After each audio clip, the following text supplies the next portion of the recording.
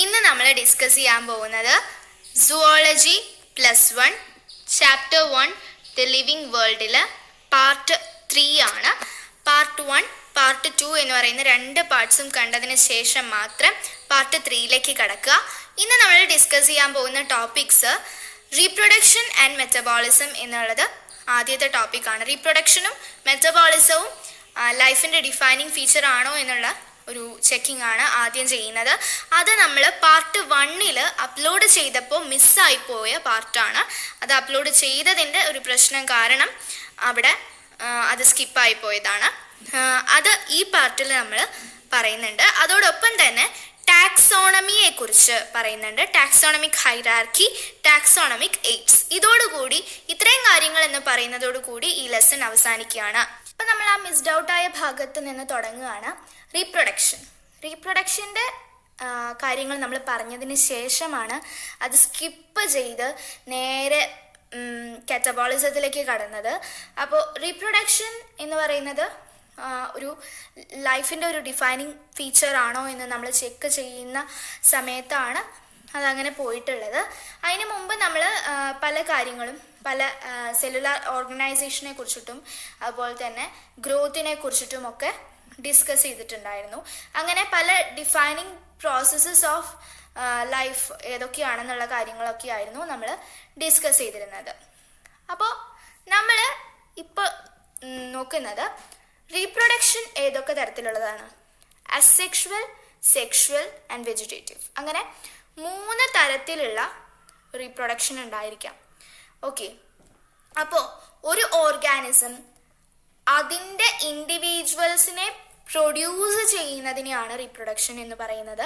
അത് അതിൻ്റെ തന്നെ സ്പീഷീസിലുള്ള യങ് വൺസിനെ പ്രൊഡ്യൂസ് ചെയ്യുന്നു, അല്ലേ? അതാണ് റീപ്രൊഡക്ഷൻ എന്ന് പറയുന്നത്. എന്നാൽ അത് ലൈഫിൻ്റെ ഒരു ഡിഫൈനിങ് ഫീച്ചർ ആണോ?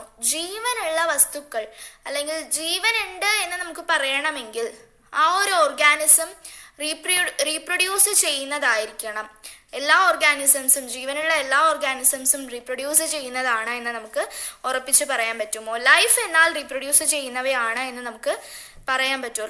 റീപ്രൊഡ്യൂസ് ചെയ്യുന്നവർക്കെല്ലാം ലൈഫ് ഉണ്ട് എന്ന് നമുക്ക് പറയാൻ പറ്റുമോ എന്നുള്ളതാണ് നമ്മുടെ ചോദ്യം.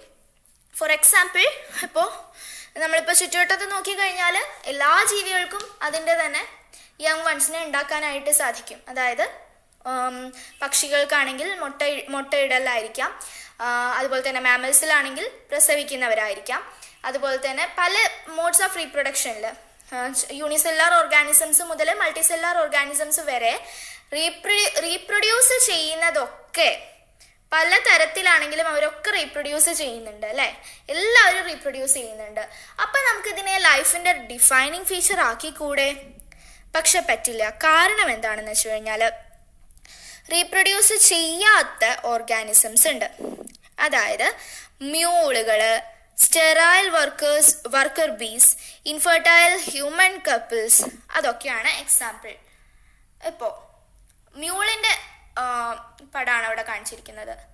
മ്യൂള് എന്ന് പറയുന്നത് കഴുതയും കുതിരയും ഇണചേർന്നുണ്ടാകുന്ന, അല്ലെങ്കിൽ കഴുതയുടെയും കുതിരയുടെയും ഗാമീറ്റ്സ് തമ്മിൽ ചേർത്ത് വെച്ചിട്ടുള്ള ഒരു ജീവിയാണ് എന്ത്? മ്യൂൾ എന്ന് പറയുന്നത്. അപ്പോൾ ഈ മ്യൂളിൻ്റെ പ്രത്യേകത എന്താണെന്ന് വെച്ച് കഴിഞ്ഞാൽ, കോവർ കഴുത എന്നാണ് മലയാളത്തിൽ പറയുക. ഈ മ്യൂളിൻ്റെ പ്രത്യേകത എന്താണെന്ന് വെച്ച് കഴിഞ്ഞാൽ കഴുതയുടെയും കുതിരയുടെയും ക്യാരക്ടേഴ്സ് അത് കാണിക്കും. പക്ഷേ ഈ മ്യൂളിന് റീപ്രൊഡ്യൂസ് ചെയ്യാൻ പറ്റില്ല. ഈ മ്യൂളിന് മറ്റൊരു മ്യൂളിനെ ഉണ്ടാക്കാനോ അല്ലെങ്കിൽ മറ്റൊരു ജീവിയെ പ്രസവിക്കാനോ ഒന്നും പറ്റില്ല. പക്ഷെ ഈ മ്യൂള് ജീവനുള്ളതല്ലേ? അതെ. അപ്പോൾ ഇത്തരത്തിലുണ്ടാവുന്ന ജീവികൾക്കൊന്നും റീപ്രൊഡ്യൂസ് ചെയ്യാൻ പറ്റില്ല. മറ്റ് 2 സ്പീഷീസ്, 2 ഡിഫറെൻറ്റ് സ്പീഷീസ് ചേർന്നുണ്ടാകുന്ന ജീവികൾക്ക് റീപ്രൊഡക്റ്റീവ് കപ്പാസിറ്റി ഇല്ല. അതാണ് ഇവിടുത്തെ ഒരു എക്സെപ്ഷണൽ കേസ് വരുന്നത്. അപ്പോൾ ഇവിടെ ഈ രീതിയിൽ നമ്മൾ ചിന്തിച്ച് നോക്കുമ്പോൾ റീപ്രൊഡക്ഷൻ എന്ന് പറയുന്നത് ലൈഫിൻ്റെ ഒരു ഡിഫൈനിങ് ഫീച്ചറായിട്ട് നമുക്ക് പറയാൻ പറ്റുമോ? പറ്റില്ല. കാരണം റീപ്രൊഡ്യൂസ് ചെയ്യാത്ത ഓർഗാനിസംസും ഉണ്ട് എന്ന് നമ്മൾ തെളിയിച്ചു കഴിഞ്ഞു. Workers of honey bee colony, അതായത് തേനീച്ചകളിൽ വർക്കേഴ്സ് എന്ന് പറയുന്നൊരു വിഭാഗമുണ്ട്. അതായത് അതിൽ വർക്കിംഗ് ആയിട്ട്, അതായത് തേൻ ശേഖരിച്ച് കൂടുകളിൽ കൊണ്ടുവെക്കുന്നവർ തേനീച്ചകളുടെ വർക്കേഴ്സാണ്. അവർക്ക് റീപ്രൊഡ്യൂസ് ചെയ്യാനുള്ള കപ്പാസിറ്റി ഇല്ല. തേനീച്ചകളിലെ ഒരു പ്രത്യേക വിഭാഗം തേനീച്ചകൾക്ക് മാത്രമാണ് പുതിയ പുതിയ തേനീച്ചകളെ ഉണ്ടാക്കാനായിട്ടുള്ള കഴിവുള്ളൂ. അപ്പോൾ എന്താണ്, തേനീച്ചകളിൽ ചിലതൊക്കെ എക്സെപ്ഷണൽ കേസ് വരുന്നത് കൊണ്ട് അവയും നമുക്കിതിനൊരു ഉദാഹരണമായിട്ട് പറയാം. റീപ്രൊഡക്ഷൻ എന്ന് പറയുന്നത് ലൈഫിൻ്റെ ഒരു ഡിഫൈനിങ് ഫീച്ചർ അല്ല എന്ന് നമുക്ക് പറയാൻ പറ്റും. അപ്പോൾ പിന്നെ എന്താണ് പറയുന്നത്, ഇൻഫെർട്ടൈൽ ഹ്യൂമൻ കപ്പിൾസ് എന്ന് പറഞ്ഞു. Infertile human couples, reproductive capacity ഇല്ലാത്ത മനുഷ്യരും ഉണ്ട് അല്ലേ. പുതിയൊരു ജീവൻ ഉണ്ടാക്കാനായിട്ട് അവർക്ക് സാധിക്കില്ല. പക്ഷെ അവരും മനുഷ്യരാണ്, അവരും ജീവികളാണ്, അവർക്കും ലൈഫുണ്ട്. അപ്പോൾ reproduction is not a defining feature of life എന്നാണ് പറയുന്നത്. അപ്പോൾ ഇതൊക്കെയാണ് അതിൻ്റെ എക്സാമ്പിൾസ്. അതൊക്കെ നിങ്ങളോട് ചോദിക്കും, എക്സാമ്പിൾസ് നിങ്ങളോട് ചോദിക്കും. ഇനി അതുപോലെ തന്നെ നോൺ ലിവിങ് ഒബ്ജക്ട്സ്, റീപ്രൊഡക്ഷന് മറ്റൊരു എക്സെപ്ഷണൽ കേസ് വരുന്നത് നോൺ ലിവിങ് ഒബ്ജക്ട്സിനും സ്വയം റെപ്ലിക്കേറ്റ് ചെയ്യാനായിട്ട് പറ്റുമോ എന്നുള്ളൊരു ചോദ്യമാണ്. പക്ഷെ non living organisms, non living ഒബ്ജക്റ്റിനൊന്നും സ്വയം റീപ്രൊഡ്യൂസ് ചെയ്യാനോ റെപ്ലിക്കേറ്റ് ചെയ്യാനോ പറ്റില്ല എന്നുള്ളത് നമുക്ക് വേണമെങ്കിൽ പറയാം. അപ്പോൾ സ്വയം റീപ്രൊഡ്യൂസ് ചെയ്ത് ഒരു പുതിയ ഇൻഡിവിജ്വലിനെ ഉണ്ടാക്കുകയും ആ ഒരു ഇൻഡിവിജ്വലിന് റീപ്രൊഡക്റ്റീവ് കപ്പാസിറ്റി ഉണ്ടാവുകയും ചെയ്യുകയാണെങ്കിൽ ഓക്കെ നമുക്ക് പറയാം. പക്ഷെ ഇവിടെ മ്യൂൾ എന്ന് പറയുന്ന എക്സെപ്ഷണൽ കേസ് വരുന്നത് കൊണ്ട് അത്തരത്തിലേ നമുക്ക് ചിന്തിക്കാനായിട്ട് പറ്റുള്ളൂ. സ്വയം റെപ്ലിക്കേറ്റ് ചെയ്യാനും റീപ്രൊഡ്യൂസ് ചെയ്യാനും പറ്റുന്നവരൊക്കെ ലിവിങ് ഒബ്ജക്ട്സ് ആണ്, നോൺ ലിവിങ് ഒബ്ജക്ട്സ് അല്ല. നോൺ ലിവിങ് ഒബ്ജക്ട്സിന് സ്വയം റീപ്രൊഡ്യൂസ് ചെയ്യാനും റെപ്ലിക്കേറ്റ് ചെയ്യാനും പറ്റില്ല എന്ന് നമുക്ക് തീർത്തു പറയാം എന്നു മാത്രം. അതുകൊണ്ട് റീപ്രൊഡക്ഷൻ കംപ്ലീറ്റ് ആയിട്ട് ലൈഫിൻ്റെ ഡിഫൈനിങ് ഫീച്ചറായിട്ട് പറയാൻ പറ്റില്ല. ഇനി അടുത്തത് ലൈഫിൻ്റെ മറ്റൊരു ക്യാരക്ടറിസ്റ്റിക്കിലേക്ക് നമ്മൾ കടക്കുകയാണ്, നമ്മൾ വിട്ടുപോയ ഭാഗം. അതിനു മുമ്പ് അസെക്ഷുവൽ റീപ്രൊഡക്ഷൻ എന്താണെന്നുള്ളത് അറിയണം. അസെക്ഷുവൽ റീപ്രൊഡക്ഷനിൽ ഒരേ ഒരു ഇൻഡിവിജ്വൽ ആണ് ഇൻവോൾവ് ചെയ്യുന്നുള്ളൂ, ഒരേ ഒരു ഇൻഡിവിജ്വൽ. അതായത് മെയിൽ ഫീമെയിൽ ഗാമീറ്റ്സ് ഉണ്ടാവുകയോ ഫ്യൂസ് ചെയ്യുകയോ ചെയ്യുന്നില്ല, ആകെ കൂടെ ഒരു ഇൻഡിവിജ്വൽ. ഇതിനെക്കുറിച്ചിട്ടുള്ള അസെക്ഷുവൽ റീപ്രൊഡക്ഷനെ കുറിച്ച് കൂടുതൽ ഡീറ്റെയിൽ ആയിട്ട് ഞാൻ ബോട്ടണിയിൽ പറഞ്ഞിട്ടുണ്ട് അല്ലേ. അപ്പോൾ അസെക്ഷുവൽ റീപ്രൊഡക്ഷൻ എന്ന് പറയുന്നത് ഒരേ ഒരു ഇൻഡിവിജ്വൽ തന്നെ റെപ്ലിക്കേറ്റ് ചെയ്ത് പുതിയ ഇൻഡിവിജ്വലിനെ ഉണ്ടാക്കുകയോ അല്ലെങ്കിൽ ബഡ്സ് ഫോം ചെയ്ത് ഉണ്ടാക്കുകയോ ഒക്കെയാണ് ചെയ്യുന്നത്. അവിടെ ഗാമീറ്റ്സ് ഉണ്ടാവുന്നില്ല. Different types of asexual reproduction are fission, budding, fragmentation, spore formation, regeneration, etc. ഇവയൊക്കെയാണ് പല തരത്തിലുള്ള അസെക്ഷുവൽ റീപ്രൊഡക്ഷൻ എന്ന് പറയുന്നത്.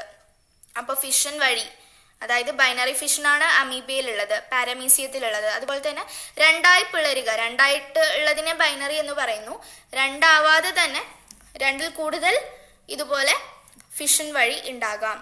അപ്പോൾ അങ്ങനെ ഉണ്ടാവുന്നതും ബഡ്സ് ഫോം ചെയ്തുണ്ടാവുന്നതും, ഹൈഡ്ര പോലത്തെ ഓർഗാനിസംസിൽ ബഡ്സ് ഫോം ചെയ്തുണ്ടാവുന്നതും, ഫ്രാഗ്മെന്റ്സ് ആയിട്ട് ഉണ്ടാവുന്നതും ഫ്രാഗ്മെന്റേഷൻ, സ്പോർസ് ഫോം ചെയ്തുണ്ടാവുന്നതും സ്പോർ ഫോമേഷൻ എന്നാണ് ആ റീപ്രൊഡക്ഷനെ പറയുക, റീജനറേറ്റ് ചെയ്തുണ്ടാവുന്നതും, അതൊക്കെ എന്താണ് അസെക്ഷുവൽ റീപ്രൊഡക്ഷന്റെ എക്സാമ്പിൾസ് ആണ്.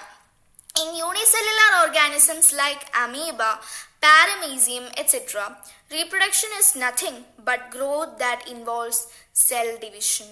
അമീബയിലും പാരമീസിയത്തിലും അവരൊക്കെ എന്താണ്, യൂണിസെല്ലാർ ഓർഗാനിസംസ് ആണ്. ശരിക്കും അവരുടെ ഗ്രോത്ത് തന്നെയാണ് റീപ്രൊഡക്ഷൻ. നമ്മളിലൊക്കെ, നമ്മൾ ഇൻക്ലൂഡ് ചെയ്തിട്ടുള്ള മറ്റു ജീവജാലങ്ങളിലൊക്കെ സെൽ ഡിവൈഡ് ചെയ്യാന്ന് പറയുമ്പോൾ എന്താണ്, വളരുക. സെൽ ഡിവൈഡ് ചെയ്ത് പുതിയ സെല്ലുകൾ ഡിവൈഡ് ചെയ്ത് അങ്ങനെ വളർച്ചയാണ് നമ്മളിൽ സംഭവിക്കുന്നത്. പക്ഷെ ഈ യൂണിസെല്ലാർ ഓർഗാനിസത്തിന്റെ കേസിൽ വരുമ്പോൾ അവർക്ക് ആകെ കൂടി ഒരു സെല്ലേ ഉള്ളൂ. അപ്പൊ ആ സെല്ല് ഡിവൈഡ് ചെയ്താൽ പുതിയ സെല്ലുകൾ ഉണ്ടാവുന്നു. അതിനർത്ഥം അത് രണ്ട് പുതിയ ജീവികളാണ്. അതാണ് അവരുടെ റീപ്രൊഡക്ഷനും അതേസമയം ഗ്രോത്തും. Reproduction is not a defining property of life because some living organisms do not reproduce. Example, mules, workers of honey bee colony, infertile couples. അത് നമ്മൾ നേരത്തെ പറഞ്ഞതാണ്. Reproduction is not a defining property of life. ഇനി അടുത്തത് നമ്മൾ മെറ്റബോളിസത്തിലേക്ക് കിടക്കുകയാണ്.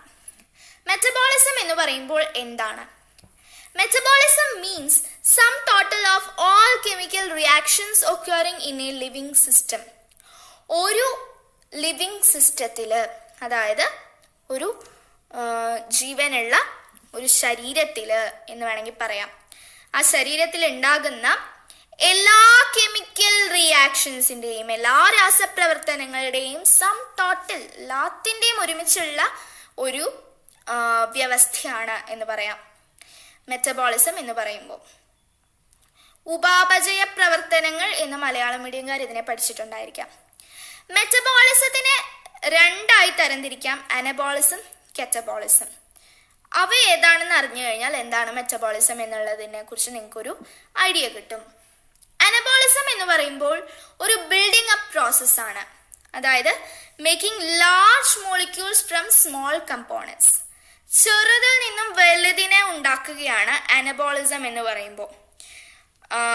ചെറിയ മോളിക്യൂൾസിൽ നിന്നും അല്ലെങ്കിൽ ചെറിയ കമ്പോണൻസിൽ നിന്നും ലാർജ് മോളിക്യൂൾസിനെ ഉണ്ടാക്കുന്നതിനെയാണ് അനബോളിസം എന്ന് പറയുന്നത്. എന്നാൽ കാറ്റബോളിസം എന്ന് പറയുമ്പോൾ ബ്രേക്ക് ഡൗൺ ആണ്. അതായത് ഈ ലാർജ് മോളിക്യൂൾസിനെ ബ്രേക്ക് ചെയ്ത് സ്മോൾ കമ്പോണൻസ് ആക്കി മാറ്റുന്നതിനെയാണ് എന്ത് പറയുന്നത്? കാറ്റബോളിസം എന്ന് പറയുന്നത്. അപ്പോൾ സ്മോളിൽ നിന്നും ലാർജ് മോളിക്യൂൾസിനെ ഉണ്ടാക്കുന്നതിന് അനബോളിസം എന്നും, ലാർജിൽ നിന്നും സ്മോൾ കമ്പോണൻസിനെ ഉണ്ടാക്കുന്നതിന് കാറ്റബോളിസം എന്നുമാണ് പറയുക. ഇതിന് പല എക്സാമ്പിൾസും നമുക്ക് പറയാം. കാറ്റബോളിസത്തിൻ്റെയും അനബോളിസത്തിൻ്റെയും എക്സാമ്പിൾസ് എന്തൊക്കെയാണെന്നുള്ളത് നമ്മൾ പാർട്ട് 1 തന്നെ എക്സ്പ്ലെയിൻ ചെയ്യുന്നുണ്ട്. പാർട്ട് 1 മിസ്സായിട്ടുള്ള പോർഷൻസ് റീപ്രൊഡക്ഷൻ, അസെക്ഷൽ റീപ്രൊഡക്ഷൻ, അതുപോലെ തന്നെ അനബോളിസം, പിന്നെ കാറ്റബോളിസത്തിൻ്റെ കുറച്ച് ഭാഗം മാത്രമാണ് അതിൽ സ്കിപ്പായി പോയിട്ടുള്ളത്. എന്തോ അപ്ലോഡിങ് പ്രോസസ്സിൽ വന്ന പ്രശ്നം കാരണമാണ് അത് സ്കിപ്പായത്. അതുകൊണ്ടാണ് ഞാനിത് ഈ പാർട്ടിൽ അപ്ലോഡ് ചെയ്യുന്നത്. ഈ പാർട്ടിൽ പറയാൻ ഉദ്ദേശിച്ചിരുന്നത് മറ്റൊരു കാര്യമാണ്. ഈ പാർട്ടിൽ ക്ലാസിഫിക്കേഷൻ ആണ് പറയാൻ പോകുന്നത്. ഇത് കാണുന്ന കുട്ടികൾ പ്രത്യേകം ശ്രദ്ധിക്കുക. ഇത് നേരത്തെ നമ്മൾ പറഞ്ഞതിൽ നിന്നും വല്ലാതെ ഡിഫറെൻ്റ് ആയിട്ടുള്ള ടോപ്പിക്കിലേക്ക് കടക്കുകയാണ്. അപ്പോൾ ഒരു കണ്ടിന്യൂവേഷൻ കിട്ടണമെങ്കിൽ നിങ്ങൾക്ക് പാർട്ട് 1, പാർട്ട് 2 എന്നുള്ള 2 ഭാഗങ്ങളും ഒന്നുകൂടി കാണാവുന്നതാണ്. കാരണം നമ്മൾ പാർട്ട് 1 ലൈഫിൻ്റെ ഡിഫൈനിങ് പ്രോസസ്സസ് എക്സ്പ്ലെയിൻ ചെയ്ത സ്ഥലത്താണ് ഈ മെറ്റബോളിസം വരുന്നത്. അതിനുശേഷമാണ് ഈ പറയുന്ന ഈ ടോപ്പിക്കിലേക്ക് കിടക്കുന്നതിന് മുമ്പ് diversity in the living world എന്ന് പറഞ്ഞിട്ടുള്ളൊരു ടോപ്പിക്ക്, അതുപോലെ തന്നെ നോമൻക്ലേച്ചർ, ഇത് പാർട്ട് 2 പറഞ്ഞിട്ടുണ്ട്. എന്നിട്ടാണ് നമ്മൾ ക്ലാസിഫിക്കേഷനിലേക്ക് കിടക്കുന്നത്.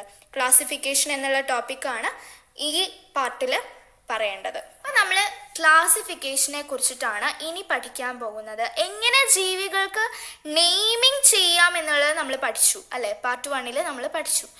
ഇനി നമ്മൾ അതിനെ എങ്ങനെ ക്ലാസിഫൈ ചെയ്യാം? നെയിമിങ് ചെയ്താൽ മാത്രം പോരാ, ജീവികളെ ക്ലാസിഫൈ ചെയ്യണം. അതെങ്ങനെ ക്ലാസിഫൈ ചെയ്യാം എന്നുള്ളതാണ് പഠിക്കാൻ പോകുന്നത്. ക്ലാസിഫിക്കേഷൻ എന്നുള്ള ടോപ്പിക്ക് ടെക്സ്റ്റ് ബുക്കിലെ പേജ് നമ്പർ 7 മുതലാണ്, NCERT text book page number 7 മുതലാണ് നിങ്ങൾക്ക് കാണാനായിട്ട് സാധിക്കുക.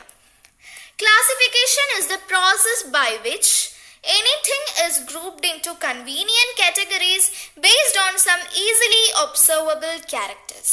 അതായത് ക്ലാസിഫിക്കേഷൻ എന്ന് പറയുന്ന പ്രോസസ്സ് എന്താണ് ശരിക്കും?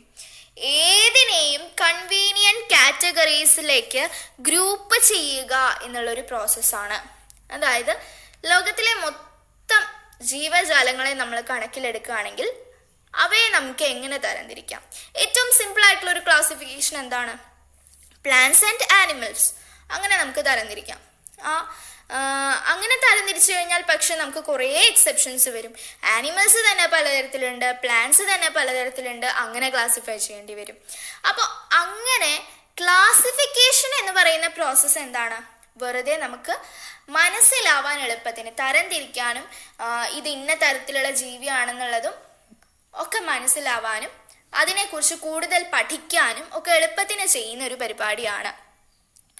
അപ്പോൾ ക്ലാസിഫിക്കേഷൻ എന്ന് പറയുമ്പോൾ നമ്മുടെ ലൈഫുമായി ബന്ധപ്പെടുത്തി നോക്കിക്കഴിഞ്ഞാൽ ഇപ്പോൾ നമുക്ക് ഒരുപാട് സബ്ജക്റ്റുകൾ പഠിക്കാനുണ്ട്. അതിൽ നമുക്ക് ക്ലാസിഫൈ ചെയ്യുമ്പോൾ ഫിസിക്സ്, കെമിസ്ട്രി, മാത്സ്, ബയോളജി ആണെങ്കിൽ അതിൽ ഫിസിക്സും മാത്സും ഒരു വിഭാഗത്തിൽ പെടുത്താം, കെമിസ്ട്രിയും ബയോളജിയും മറ്റൊരു വിഭാഗത്തിൽ പെടുത്താം. അങ്ങനെ നമ്മൾ തന്നെ ചിലപ്പോൾ ക്ലാസിഫൈ ചെയ്യാറുണ്ട്. അത്തരത്തിലുള്ളൊരു സിമ്പിൾ ക്ലാസിഫിക്കേഷൻ തന്നെയാണ് ലിവിങ് വേൾഡിൽ നടക്കുന്നത്. അതിനെക്കുറിച്ചിട്ടാണ് നമ്മൾ പഠിക്കാൻ പോകുന്നത്. ഇപ്പോൾ ഫോർ എക്സാമ്പിൾ നമുക്ക് ഒരു ജീവിയെ കണ്ടു കഴിഞ്ഞാൽ തിരിച്ചറിയാൻ പറ്റുന്നുണ്ടോ എന്നുള്ളത് നമ്മൾ നോക്കുക. ഇപ്പോൾ ഒരു ഡോഗിനെയും കാറ്റിനെയും എടുത്ത് നോക്കുകയാണെങ്കിൽ ഡോഗിനെയും കാറ്റിനെയും വേർതിരിക്കുന്ന ക്യാരക്ടേഴ്സ് ഉണ്ട്. അവർ രണ്ടുപേരും ആനിമൽസ് ആണ് എന്നുള്ളത് ശരിയാണ്. പിന്നെ നോക്കുമ്പോൾ അവർ രണ്ടുപേരും മാമൽസ് ആണ്, അതും ശരിയാണ്. പക്ഷേ ഡോഗ്, കാറ്റ് എന്ന് പറയുന്നത് രണ്ട് സ്പീഷീസ് ആണ് എന്ന് നമുക്ക് തിരിച്ചറിയണമെങ്കിൽ അവയെ തിരിച്ചറിയാനായിട്ട് സാധിക്കുന്ന കുറേ കാര്യങ്ങളുണ്ടാവുക, കുറേ വ്യത്യാസങ്ങളുണ്ടാവുക തമ്മിൽ, അല്ലേ? നമുക്ക് ഡോഗ് എന്ന് പറയുമ്പോൾ മനസ്സിൽ വരുന്ന ഇമേജ് ഡോഗിൻ്റെ തന്നെയായിരിക്കും, ഒരിക്കലും കാറ്റിൻ്റെ ആയിരിക്കില്ല. അപ്പോൾ ഇതിനൊക്കെ നമ്മൾ സ്വയം ക്ലാസിഫൈ ചെയ്ത്, മനസ്സിൽ ക്ലാസിഫൈ ചെയ്ത് വെച്ചിട്ടുണ്ട്. എന്നാൽ ഈ ഡോഗിനെയും കാറ്റിനെയും നോക്കുമ്പോൾ അവയും നമുക്ക് ക്ലാസിഫൈ ചെയ്യാം. പലതരം ഡോഗ്സ് ഉണ്ട്, പലതരം കാറ്റ്സ് ഉണ്ട് എന്നുള്ള രീതിയിലും നമുക്ക് ക്ലാസിഫൈ ചെയ്യാം. ഹെൻസ് ഓൾ ഓഫ് ദീസ്, അപ്പം നമ്മൾ നോക്കുമ്പോൾ ഡോഗ്സ്, കാറ്റ്സ് എന്നുള്ളത് മാത്രമല്ല, mammals, wheat, rice, plants, animals, ഇതൊക്കെ നമ്മൾ ക്ലാസിഫൈ ചെയ്ത ഒരു ഭാഗം തന്നെയല്ലേ? അതായത് നമ്മൾ നോക്കുമ്പോൾ മാമൽസിനെ കുറിച്ച് ചിന്തിക്കുകയാണെങ്കിൽ അതും ഒരു ക്ലാസിഫിക്കേഷനാണ്, അല്ലേ? ലിവിങ് ഓർഗാനിസംസിൽ ആനിമൽസിൽ വരുന്ന ക്ലാസിഫിക്കേഷനാണ് എന്ന് പറയാം. അതുപോലെ തന്നെ പ്ലാന്റ്സിൽ വീറ്റ് എന്ന് പറയുന്നത് പ്ലാന്റ്സിൻ്റെ ഒരു ക്ലാസിഫിക്കേഷനാണ്. അതുപോലെ തന്നെ റൈസ്, വീറ്റ് എന്ന് പറയുന്നത് രണ്ട് തരത്തിലുള്ള ചെടികളുടെ ക്ലാസിഫിക്കേഷനാണ്, അല്ലെങ്കിൽ രണ്ട് സ്പീഷീസ് ആണ് എന്ന് നമുക്ക് പറയാം. അപ്പോൾ അതുപോലെ തന്നെ നമുക്ക് അങ്ങനെ പല തരത്തിൽ നമുക്ക് ക്ലാസിഫൈ ചെയ്യാം, പല സ്റ്റെപ്പുകളിൽ വെച്ചിട്ട് നമുക്ക് ക്ലാസിഫൈ ചെയ്യാം. അപ്പോൾ ഇങ്ങനെ dogs, cats, mammals, wheat, rice, plants, animals, അങ്ങനെ കൺവീനിയൻറ്റ് കാറ്റഗറീസിൽ ഇതിനെ ക്ലാസിഫൈ ചെയ്യുന്നത് അതിനെക്കുറിച്ച് കൂടുതൽ സ്റ്റഡി ചെയ്യാനാണ്. Hence all of these dogs, cats, mammals, wheat, rice, plants, animals, etc. are convenient categories we use to study organisms. The scientific term for these categories is taxa. അപ്പോൾ അങ്ങനെ ഏത് ലെവലിലുള്ള കാറ്റഗറിയും ആയിക്കോട്ടെ, അത്തരത്തിലൊരു കാറ്റഗറി ആയി അതിനെ തിരിക്കുന്നതിനെ പറയുന്നതാണ് ടാക്സ എന്നുള്ളത്. ടാക്സ എന്നുള്ളതാണ് അതിൻ്റെ സയന്റിഫിക് നെയിം. ഏത് ലെവലിലുള്ള കാറ്റഗറിയും ആയിക്കോട്ടെ, നമ്മൾ വിചാരിക്കും ഡോഗ് എന്ന് പറയുന്നത് എങ്ങനെയാണ് ഒരു ടാക്സി ആവുന്നത്, ആനിമൽ എന്ന് പറയുന്നതല്ലേ ഒരു ടാക്സി ആവുക എന്ന് വിചാരിക്കും. പക്ഷെ നമുക്ക് ഡോഗിനെയും വേണമെങ്കിൽ ക്ലാസിഫൈ ചെയ്യാമല്ലോ. അങ്ങനെ നമ്മൾ വേർതിരിച്ചറിയാനായിട്ട്, നമ്മുടെ കൺവീനിയൻസിന് വേണ്ടി വേർതിരിച്ചറിയാനായിട്ട് അവയ്ക്ക് എന്ത് പേരിട്ട് വിളിച്ചാലും dogs, cats, mammals, wheat, rice ഏതായാലും അതൊക്കെ ടാക്സകളാണ്, കാറ്റഗറീസ് ആണ്. ഇനി hence based on characteristics all living organisms can be classified into different taxa. അപ്പോൾ ക്യാരക്ടറിസ്റ്റിക്സിനെ ബേസ് ചെയ്ത് എല്ലാ ലിവിങ് ഓർഗാനിസംസിനെയും പല ടാക്സകളിലേക്ക് നമുക്ക് തരംതിരിക്കാം എന്ന് മാത്രം. This process of classification is taxonomy. ഇത്തരത്തിലുള്ള തരം തിരിക്കലിനെയാണ് ടാക്സോണമി എന്ന് പറയുക. പലതരം ടാക്സുകളിലേക്ക് നമുക്ക് തരംതിരിക്കാം. നമുക്ക് നമ്മളുടെ മുൻപിൽ ഒരുപാട് ഒബ്ജക്ട്സ് ഇരിക്കുന്നുണ്ടെങ്കിൽ ആ ഒബ്ജക്ട്സിൽ നമുക്ക് ആവശ്യമുള്ളതും ആവശ്യമില്ലാത്തതും ഒക്കെ നമ്മളുടെ ഇഷ്ടത്തിന് തരംതിരിക്കുന്നത് പോലെ തന്നെ ഈ ഓർഗാനിസംസിനെയും നമുക്ക് തരംതിരിക്കാം. അതിനെയാണ് നമ്മൾ എന്ത് പറയുന്നത്, ആ തരംതിരിക്കലിനെയാണ് നമ്മൾ എന്ത് പറയുന്നത്, ടാക്സോണമി എന്ന് പറയുന്നത്. ഈ ടേംസ് ഒക്കെ ഓർത്ത് വെക്കുക. എന്താണ് ടാക്സ, എന്താണ് ടാക്സോണമി, ഈ രണ്ട് കാര്യങ്ങളും നിങ്ങൾ മനസ്സിൽ എപ്പോഴും ഓർത്തു വെക്കണം. Okay. Grouping organisms under convenient categories is called classification. These categories are called taxa. Process of classification of all living organisms into different taxa based on the characteristics is called taxonomy. അതായത് ഇപ്പം നമ്മൾ ഇത്രയും നേരം പറഞ്ഞത് ഞാൻ ഒറ്റയടിക്ക് പറഞ്ഞു എന്നുള്ളൂ. Grouping organisms under convenient categories, അതിനെയാണ് ക്ലാസിഫിക്കേഷൻ എന്ന് പറയുന്നത്. കൺവീനിയൻറ്റ് കാറ്റഗറീസിലേക്ക് ആ ഓർഗാനിസംസിനെ ഗ്രൂപ്പ് ചെയ്യുകയാണ്, ക്ലാസിഫൈ ചെയ്യുകയാണ്. നമ്മളൊരു ടേബിളിൽ നമ്മൾക്ക് ആവശ്യമുള്ള സാധനങ്ങൾ, 2 തരത്തിലുള്ള സാധനങ്ങൾ 2 ബോക്സുകളിലായി ലിസ്റ്റ് ചെയ്യുന്നത് പോലെ അങ്ങനെ ലിസ്റ്റ് ചെയ്യുന്നതിനെ ക്ലാസിഫിക്കേഷൻ എന്ന് പറയുന്നു. അതുപോലെ തന്നെ ആ കാറ്റഗറികൾ, ആ 2 ബോക്സിലും നമ്മൾ ഏത് ഹെഡിങ് ആണ് കൊടുത്തിട്ടുള്ളത് എന്നുള്ളതിനെയാണ് ടാക്സ എന്ന് പറയാൻ നമുക്ക് വേണമെങ്കിൽ പറയാം. ഏത് ഹെഡിങ് കൊടുത്തിട്ടാണ് നമ്മൾ അതിനെ ക്ലാസിഫൈ ചെയ്തിട്ടുള്ളത്, അതായത് ഏതൊക്കെ ക്ലാസിഫിക്കേഷനാണ് നമ്മൾ നടത്തിയിട്ടുള്ളത്, ഏതൊക്കെ കാറ്റഗറീസ് ആണ് അതിൽ ഉൾപ്പെടുത്തിയിട്ടുള്ളത്, ആ കാറ്റഗറീസിനെ പറയുന്ന പേരാണ് ടാക്സ എന്നുള്ളത്. Process of classification of all living organisms into different taxa based on the characteristics is called taxonomy. ഇത്തരത്തിൽ അതിൻ്റെ സ്വഭാവ സവിശേഷതകൾ മനസ്സിലാക്കി എല്ലാ ലിവിങ് ഓർഗാനിസംസിനെയും പല തരത്തിലുള്ള ടാക്സകളിലേക്ക് ക്ലാസിഫൈ ചെയ്യുന്നതിനെയാണ് ടാക്സോണമി എന്ന് പറയുന്നത്. External and internal structure along with the structure of cell, development process and ecological information of organisms are essential and form the basis of modern taxonomic studies. അപ്പോൾ ഇന്നത്തെ ടാക്സോണമിക് സ്റ്റഡീസിന് ഒരു base ആവുന്നത് എന്താണ്? ഒരു ഓർഗാനിസത്തിൻ്റെ എക്സ്റ്റേണലും ഇന്റേണലുമായിട്ടുള്ള structure, ശരീരത്തിൻ്റെ structure, അതുപോലെ തന്നെ അതിൻ്റെ സെല്ലിൻ്റെ സ്ട്രക്ചർ എങ്ങനെയാണ് എന്നുള്ളത്, അതുപോലെ തന്നെ അതിൻ്റെ ഡെവലപ്മെൻറ്റ് പ്രോസസ്സ്, ആ ഓർഗാനിസം എങ്ങനെയാണ് ഡെവലപ്പ് ചെയ്ത് വരുന്നത് എന്നുള്ളത്, അതുപോലെ തന്നെ and ecological information of organisms, ഏത് തരത്തിലുള്ള എക്കോളജിയിലാണ് അത് ജീവിക്കുന്നത്, ഏത് തരത്തിലുള്ള കാലാവസ്ഥയിലാണ് അത് ജീവിക്കുന്നത്, അതൊക്കെയാണ് നമുക്ക് ആധുനിക രീതിയിലുള്ള ടാക്സോണമിക് സ്റ്റഡീസിന് ആവശ്യമായിട്ടുള്ളത്. അതായത് ഇന്നത്തെ രീതിയിലുള്ള ക്ലാസിഫിക്കേഷനിൽ ഇപ്പറഞ്ഞ കാര്യങ്ങളൊക്കെ നമ്മൾ നോക്കും എന്നർത്ഥം. ആ ഒരു ജീവജാലത്തിനെ നമ്മൾ കണ്ടുപിടിച്ചുവെങ്കിൽ, ഒരു ഓർഗാനിസത്തിനെ നമ്മൾ കണ്ടുപിടിച്ചുവെങ്കിൽ ആ ഒരു ഓർഗാനിസത്തിൻ്റെ ശരീരത്തിൻ്റെ പുറമേ നിന്ന് നോക്കുമ്പോൾ ഉള്ള സവിശേഷതകൾ എന്തൊക്കെയാണ്, ആ ഓർഗാനിസത്തിൻ്റെ ശരീരത്തിൻ്റെ അകത്തുള്ള ഓർഗൻസ് എങ്ങനെയൊക്കെയാണ്, ഇന്റേണൽ സ്ട്രക്ചർ എങ്ങനെയൊക്കെയാണ് എന്നുള്ളതാണ് പിന്നെ നോക്കുക. അതുപോലെ തന്നെ ആ ഓർഗാനിസത്തിൻ്റെ ഓരോ സെല്ലിൻ്റെയും സ്ട്രക്ചർ എങ്ങനെയാണ്, ഓരോ കോശത്തിൻ്റെയും സ്ട്രക്ചർ എങ്ങനെയാണെന്നുള്ളത് നോക്കും. അതായത് നമ്മൾ പഠിച്ചിട്ടുണ്ടല്ലോ യൂകാരിയോട്സ്, പ്രൊകാരിയോട്സ് എന്നൊക്കെ പഠിച്ചിട്ടുണ്ടല്ലോ, അങ്ങനെയും വേണമെങ്കിൽ തരംതിരിക്കാം. അതുപോലെ തന്നെ അതിൻ്റെ ഡെവലപ്മെൻറ്റ് പ്രോസസ്സ് എങ്ങനെയാണ്, എക്കോളജിക്കൽ ഇൻഫർമേഷൻ എങ്ങനെയാണ്, അതിൻ്റെ വളർച്ച എങ്ങനെയാണ്, അതുപോലെ തന്നെ അത് വളരുന്ന ചുറ്റുപാട് എങ്ങനെയാണ് എന്നുള്ളത്, അങ്ങനെ പല കാര്യങ്ങളും നോക്കിയിട്ട് ഇന്ന് ക്ലാസിഫിക്കേഷൻ പ്രോസസ്സ് നടത്തുന്നുണ്ട്. അപ്പോൾ ഇതിൽ നിന്നൊക്കെ നമുക്ക് എന്ത് മനസ്സിലായി?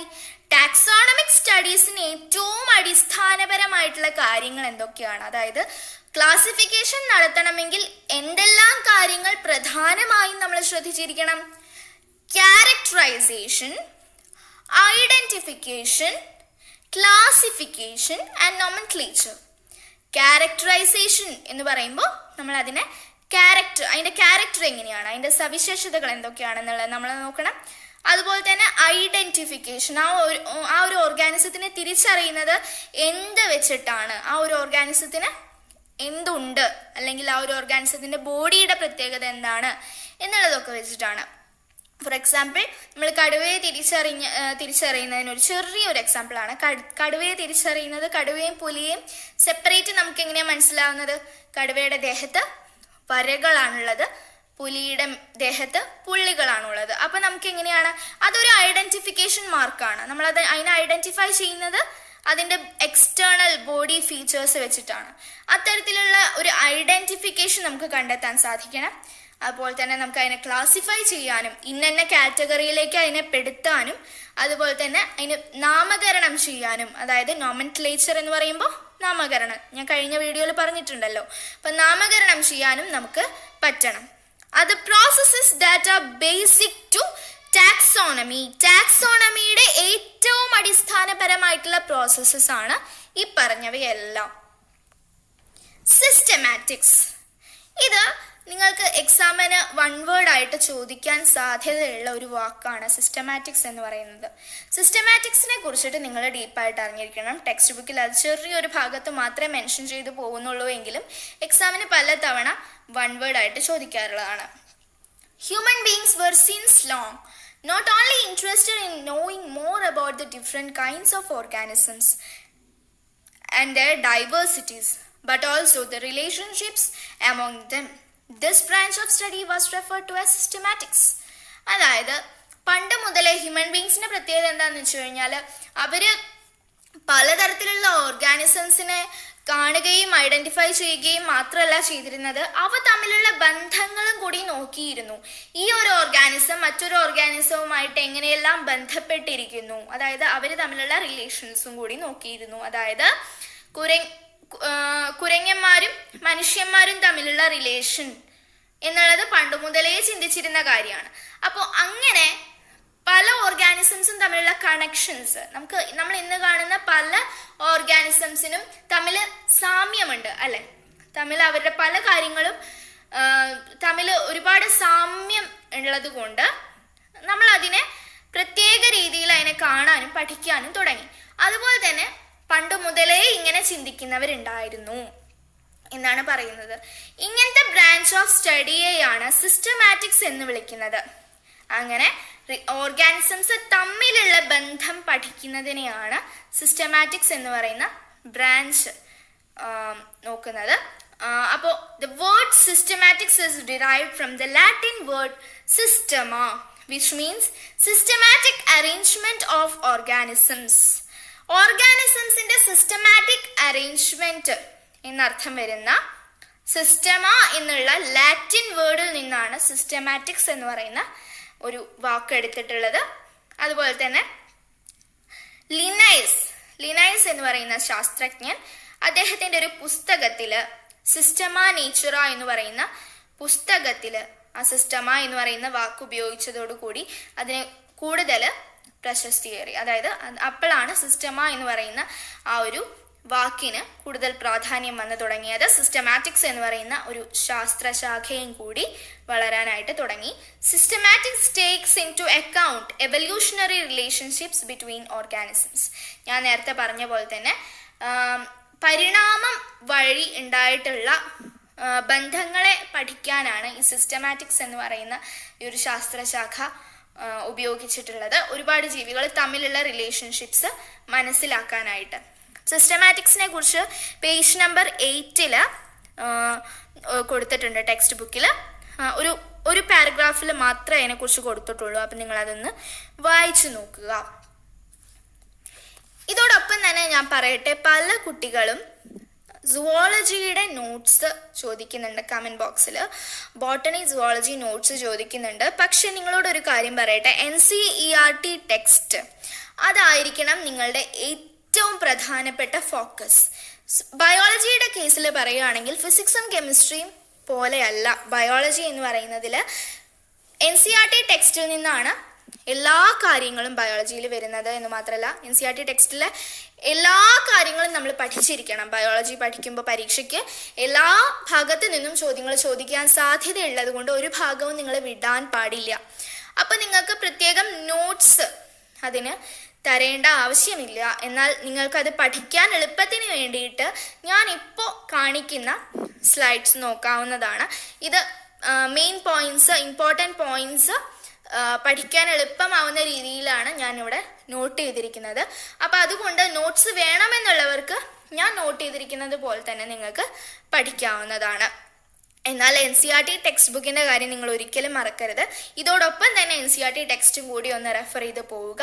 NCERT ടെക്സ്റ്റ് ബുക്കിലത്തെ എല്ലാ കാര്യങ്ങളും ഞാനിവിടെ ഉൾപ്പെടുത്തിയിട്ടുണ്ട്. എങ്കിലും വൺ വേർഡ്സ് ചോദിക്കാൻ സാധ്യതയുള്ളത് കൊണ്ട് നിങ്ങൾ എപ്പോഴും ഒരു deep reading NCERT text book ചെയ്തു കഴിഞ്ഞാൽ എളുപ്പമായിരിക്കും. എക്സാമിന് തൊട്ടടുത്ത ദിവസം ഒക്കെ നമുക്ക് റിവൈസ് ചെയ്യാനായിട്ട് വേണമെങ്കിൽ സ്വന്തമായി നോട്ട്സ് പ്രിപ്പയർ ചെയ്യാവുന്നതാണ്.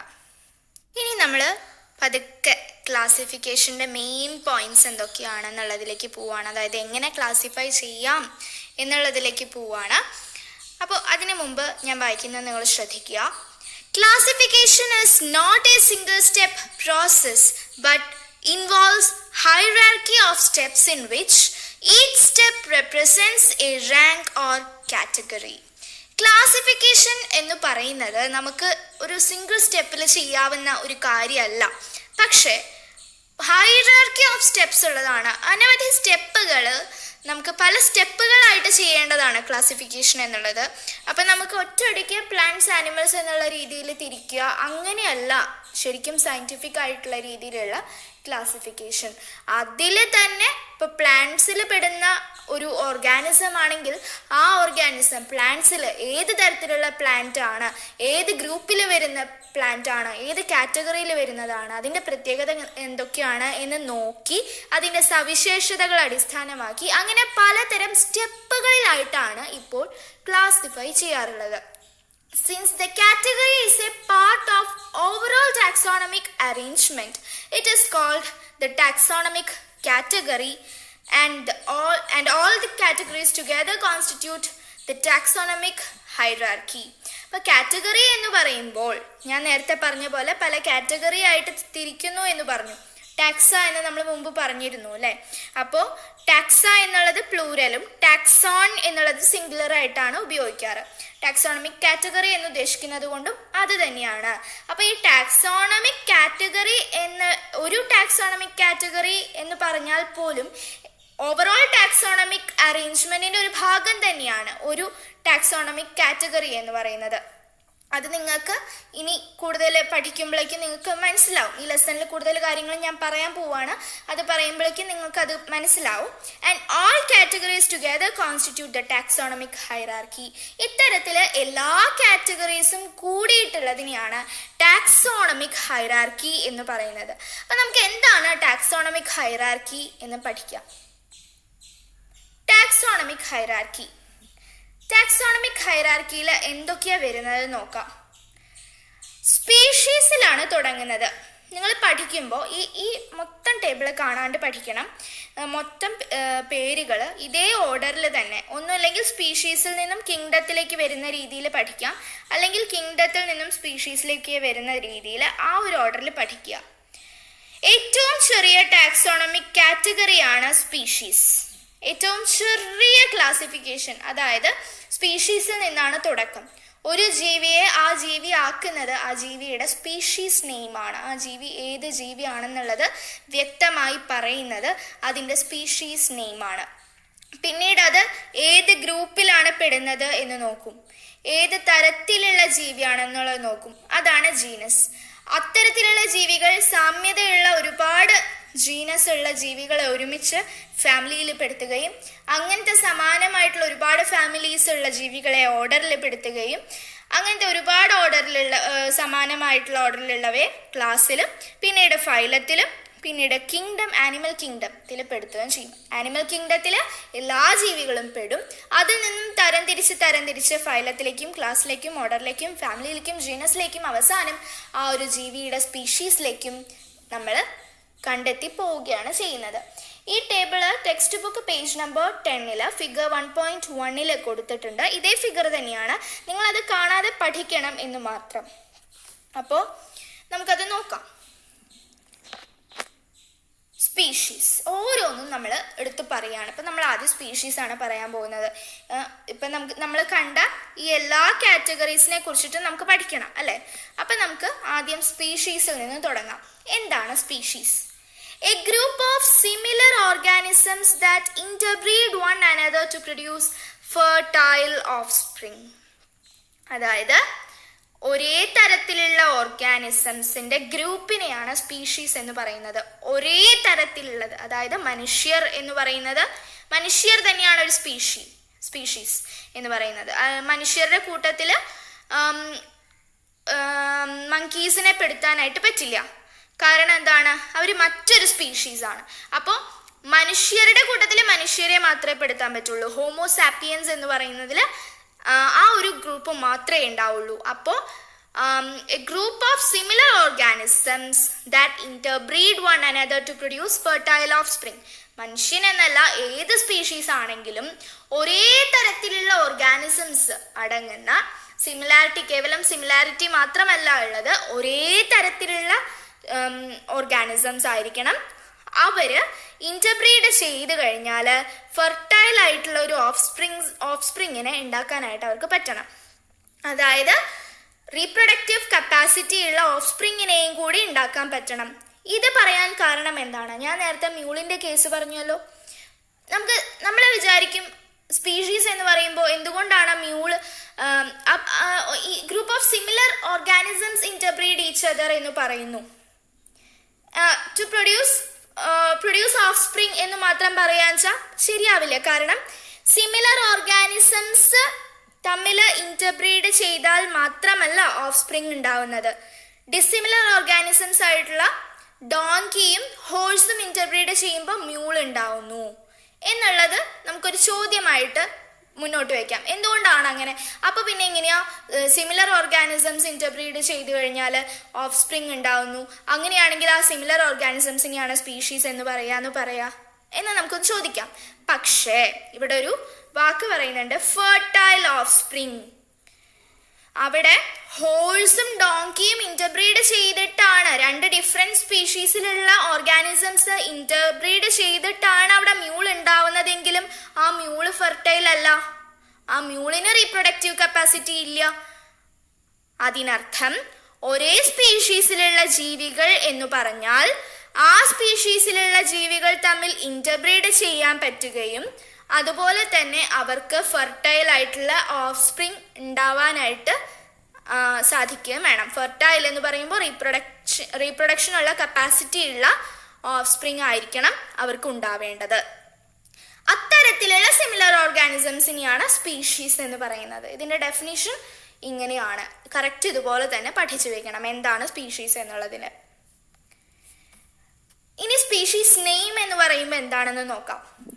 നിങ്ങൾ ഇപ്പോൾ +1 സുവോളജി പഠിച്ചു തുടങ്ങിയിരിക്കുകയാണ്. അതായത് നിങ്ങൾ ആഴത്തിലുള്ള പഠനത്തിലേക്ക് പോയിരിക്കുകയാണ്. അപ്പോൾ ഇനി നിങ്ങൾ എന്തെങ്കിലും കാണുമ്പോൾ അതിൻ്റെ സയൻറ്റിഫിക് നെയിം ആയിരിക്കണം ഓർത്തു വെക്കേണ്ടത്. കാരണം സയൻറ്റിഫിക് നെയിം ആയിരിക്കും നിങ്ങൾക്ക് ഇനി പഠിക്കുന്നതിലൊക്കെ ഉണ്ടായിരിക്കുക. സയൻറ്റിഫിക് നെയിം തന്നെയാണ് അതിൻ്റെ ഒഫീഷ്യൽ നെയിം എന്ന് കരുതുന്നത്. അപ്പോൾ ലോകത്തെമ്പാടുമുള്ള സയൻറ്റിഫിക് നെയിം ഒരു സ്പീഷീസിൻ്റെ അത് തന്നെയായിരിക്കും. മാൻജിഫറ ഇൻഡിക്ക എന്നുള്ളതാണ് ഇതിൻ്റെ മാംഗോന്റെ സയൻറ്റിഫിക് നെയിം. ഇതിൽ ഇൻഡിക്ക എന്നുള്ളതാണ് അതിൻ്റെ സ്പീഷീസിനെ റെപ്രസെന്റ് ചെയ്യുന്നത്. ഈ ഗ്രീൻ കളറിൽ ഞാൻ കൊടുത്തിട്ടുള്ളതാണ് അതിൻ്റെ സ്പീഷീസ് ഇൻഡിക്ക എന്ന് പറയുന്നത്. അപ്പോൾ ഈ ഇൻഡിക്ക എന്ന് പറയുന്നത് ഏത് സൈഡിലാണ് വരുന്നത് നോക്കണം.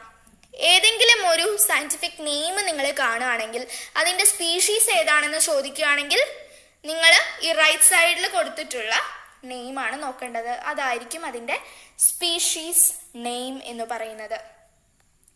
ഇനി സൊളാനം ട്യൂബറോസം, അതിലെ സ്പീഷീസ് നെയിം ഏതാണ്? ട്യൂബറോസം. ട്യൂബറോസം എന്ന സ്പീഷീസിലാണ് ഇത് പെടുന്നത്. സൊളാനം എന്ന് പറയുന്നത് അതിൻ്റെ ജീനസ് നെയിമാണ്. ജീനസിനെ കുറിച്ച് ഇനി പഠിക്കാൻ പോകുന്നേ ഉള്ളൂ. അടുത്തത് എന്താണ്? ഒറൈസ സെറ്റൈവ. അതിൻ്റെ സെറ്റൈവ എന്നുള്ളതാണ് അതിൻ്റെ സ്പീഷീസ് നെയിം. നെല്ലിൻ്റെ സ്പീഷീസ് നെയിം ഒറൈസ സെറ്റൈവ എന്നുള്ളതാണ് അതിൻ്റെ മൊത്തത്തിലുള്ള സയൻറ്റിഫിക് നെയിം. അത് ഇന്ന സ്പീഷീസ് ആണ്, സെറ്റൈവ എന്നുള്ള ഒരു സ്പീഷീസിലാണ് അത് പെടുന്നത് എന്നുള്ളത് കൊണ്ടാണ് അത് റൈസ് ആയത്. പാന്തറ ലിയോ ലയണിൻ്റെ നെയിമാണ്, ലയണിൻ്റെ സയൻറ്റിഫിക് നെയിമാണ്. അതിലെ ലിയോ എന്നുള്ളതാണ് അതിനെ ലയണാക്കുന്നത്. പാന്തറ എന്ന് പറയുന്ന ജീനസിൽ, പാന്തറ എന്ന് പറയുന്ന കാറ്റഗറിയിൽ മറ്റൊരുപാട് ജീവികളുണ്ട്. പക്ഷേ അതിലെ ലിയോ എന്നുള്ളതാണ് ലയണിൻ്റെ പേര്. ഓക്കെ. പാന്തറ ടൈഗ്രിസ്, അതിലെ ടൈഗ്രിസ് എന്നുള്ളതാണ് അതിൻ്റെ സ്പീഷീസ് നെയിം. പാന്തറ പാരഡസ്, പുലിയുടെ സ്പീഷീസ് നെയിം പാരഡസ് എന്നുള്ളതാണ്. ഇത് മൂന്നും നിങ്ങൾ നോക്കി നോക്കൂ. എല്ലാത്തിൻ്റെയും തുടക്കം പാന്തറ എന്നുള്ളതാണ്. എന്നാൽ അതിൻ്റെ സ്പീഷീസ് കണ്ടോ? Leo, Tigris, Paredes. ഇതാണ് അതിനെ വ്യത്യസ്തമാക്കുന്നത്. ആ സ്പീഷീസ് കാരണമാണ് അതിനെ ഇങ്ങനെ പല പേരുകളായിട്ട് നമുക്ക് അല്ലെങ്കിൽ പല രീതിയിൽ നമുക്കതിനെ തിരിച്ചറിയാൻ പറ്റുന്നത്. അതിൻ്റെ സ്പീഷീസ് നെയിം ഡിഫറെൻ്റ് ആണ്. Felis domesticus. ഫെലിസ് എന്ന് പറയുന്ന കാറ്റഗറിയിൽ മറ്റനേകം ജീവികളുണ്ട്. എന്നാൽ ഡൊമസ്റ്റിക്കസ് എന്ന് പറയുന്ന ആ ഒരു ടേം ആണ് അതിൻ്റെ സ്പീഷീസ് നെയിം. അതാണ് കാറ്റിൻ്റെ റിയൽ നെയിം. ജീനസ്. ഇനി നമ്മൾ ജീനസിലേക്ക് കടക്കാൻ പോവാണ്. It is a taxon that comprises similar species. ഒരുപോലത്തെ സ്പീഷീസ് ഒന്ന് ചേർന്ന് കഴിഞ്ഞാൽ നമുക്ക് ജീനസ് കിട്ടും. അതായത് എക്സാമ്പിൾ പറയുകയാണെങ്കിൽ ജീനസ് നെയിം എവിടെയാണ്? സ്പീഷീസ് നെയിം നമ്മൾ മുമ്പ് പറഞ്ഞു എന്താണ്, റൈറ്റ് സൈഡിലാണ് കാണുന്നത്. എന്നാൽ ജീനസ് നെയിം കാണുന്നത് എവിടെയാണ്? ദാ ഇങ്ങനെ ലെഫ്റ്റ് സൈഡിൽ. ഹോമോസാപ്പിയൻ എന്നുള്ളതാണ് മനുഷ്യരുടെ സയന്റിഫിക് നെയിം. അതിൽ ഹോമോ എന്നുള്ളതാണ് മനുഷ്യരുടെ ജീനസ് നെയിം. ഹോമോ എന്ന് പറയുന്ന ആ ഒരു വർഗത്തിലാണ് മനുഷ്യൻ പെടുന്നത്. പാന്തറ എന്ന് പറയുന്നത് ലയണിന്റെ, പാന്തറ ലിയോ എന്ന് പറയുന്നതാണ് മൊത്തം സയന്റിഫിക് നെയിം. അതിൽ പാന്തറ എന്നുള്ളതാണ് ലയണിന്റെ ജീനസ്. സെയിം ജീനസിലുള്ള ജീവികളെ എടുത്തു നോക്കൂ. പാന്തറ ടൈഗ്രിസ് ഏതാണ്? ടൈഗർ സെയിം ജീനസ് തന്നെയാണ്, ലയണിന്റെ അതേ ജീനസ് തന്നെയാണ്. കാരണം എന്താണ്? ലയണും ടൈഗറും ലെപ്പേർഡും ഒക്കെ ഒരേ പോലത്തെ ജീവികളാണ് അല്ലെ. നമുക്ക് മുഖം കണ്ടാൽ തന്നെ അവർ തമ്മിലുള്ള സാമ്യത മനസ്സിലാവും. എന്നാൽ കാറ്റ് ഇതിൽ പെടുന്നില്ല. കാരണം കാറ്റ് എന്ന് പറയുന്നത് ഫെലിസ് എന്ന് പറയുന്ന ജീനസിലാണ് പെടുന്നത്. വളരെയധികം സിമിലാരിറ്റി ഉള്ള സ്പീഷീസുകളെ ഒക്കെ കൂടി ജീനസ് എന്ന് പറയുന്ന ഒരു ഗ്രൂപ്പിലാണ് പെടുത്തിയിരിക്കുന്നത് എന്ന് നമുക്ക് ഇതിൽ നിന്നും മനസ്സിലാക്കാം. Panthera Leo, Panthera Tigris, Panthera Paredes, ഇവര് 3 പേരുടെയും ജീനസ് സെയിം തന്നെയാണ്. പാന്തറ എന്ന് പറയുന്നതാണ് അവരുടെ ജീനസ് നെയിം. ഇനി അടുത്തത് ഫാമിലിയിലേക്ക് കടക്കുകയാണ്. It is a taxon that comprises related and similar genera. അവിടെ നമ്മൾ ജീനസിനെയാണ് നോക്കുന്നത്. ജീനസിന്റെ പ്ലൂറൽ ആണ് ജനീറ. ഒരേ തരത്തിലുള്ള ജീനസ് ഉള്ള ഓർഗാനിസംസ്, അതിനെയാണ് നമ്മൾ എന്തിൽ പെടുത്തുന്നത്? ഫാമിലിയിൽ പെടുത്തുന്നത്. അതായത് ഒരേ ജനസിൽ പെടുന്ന ഓർഗാനിസംസ് നമുക്ക് വേണമെങ്കിൽ പറയാം. നമ്മൾ നോക്കുമ്പോൾ സിംഹത്തിനെയും പുലിയെയും കടുവയെയും പൂച്ചയെയും ഒക്കെ ഒരേ തരത്തിലുള്ള പ്രത്യേകതകൾ നമുക്ക് കാണാൻ പറ്റും. അവരിലൊക്കെ അവരുടെ മുഖത്തിലുമൊക്കെ അവരുടെ എക്സ്പ്രഷൻസിലും അവരുടെ നടത്തത്തിലും എല്ലാത്തിലും ഒരു സിമിലാരിറ്റി കാണാൻ പറ്റും. അതിന് കാരണം അവര് ഒരേ ജീനസിലായതുകൊണ്ടാണ്.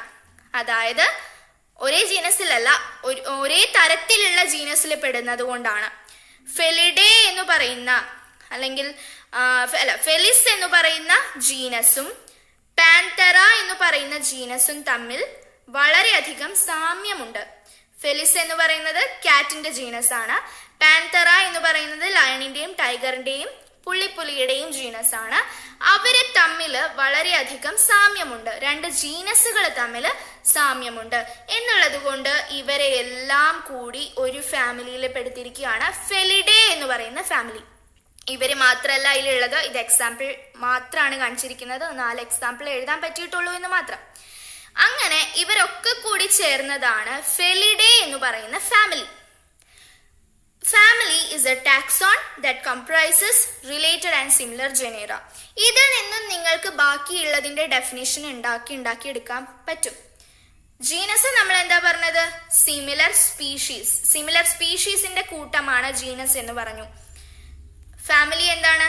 സിമിലർ ജീനസുകളുടെ കൂട്ടമാണ് എന്ന് പറഞ്ഞു. ഇനി എന്താണ് അടുത്തത് വരിക?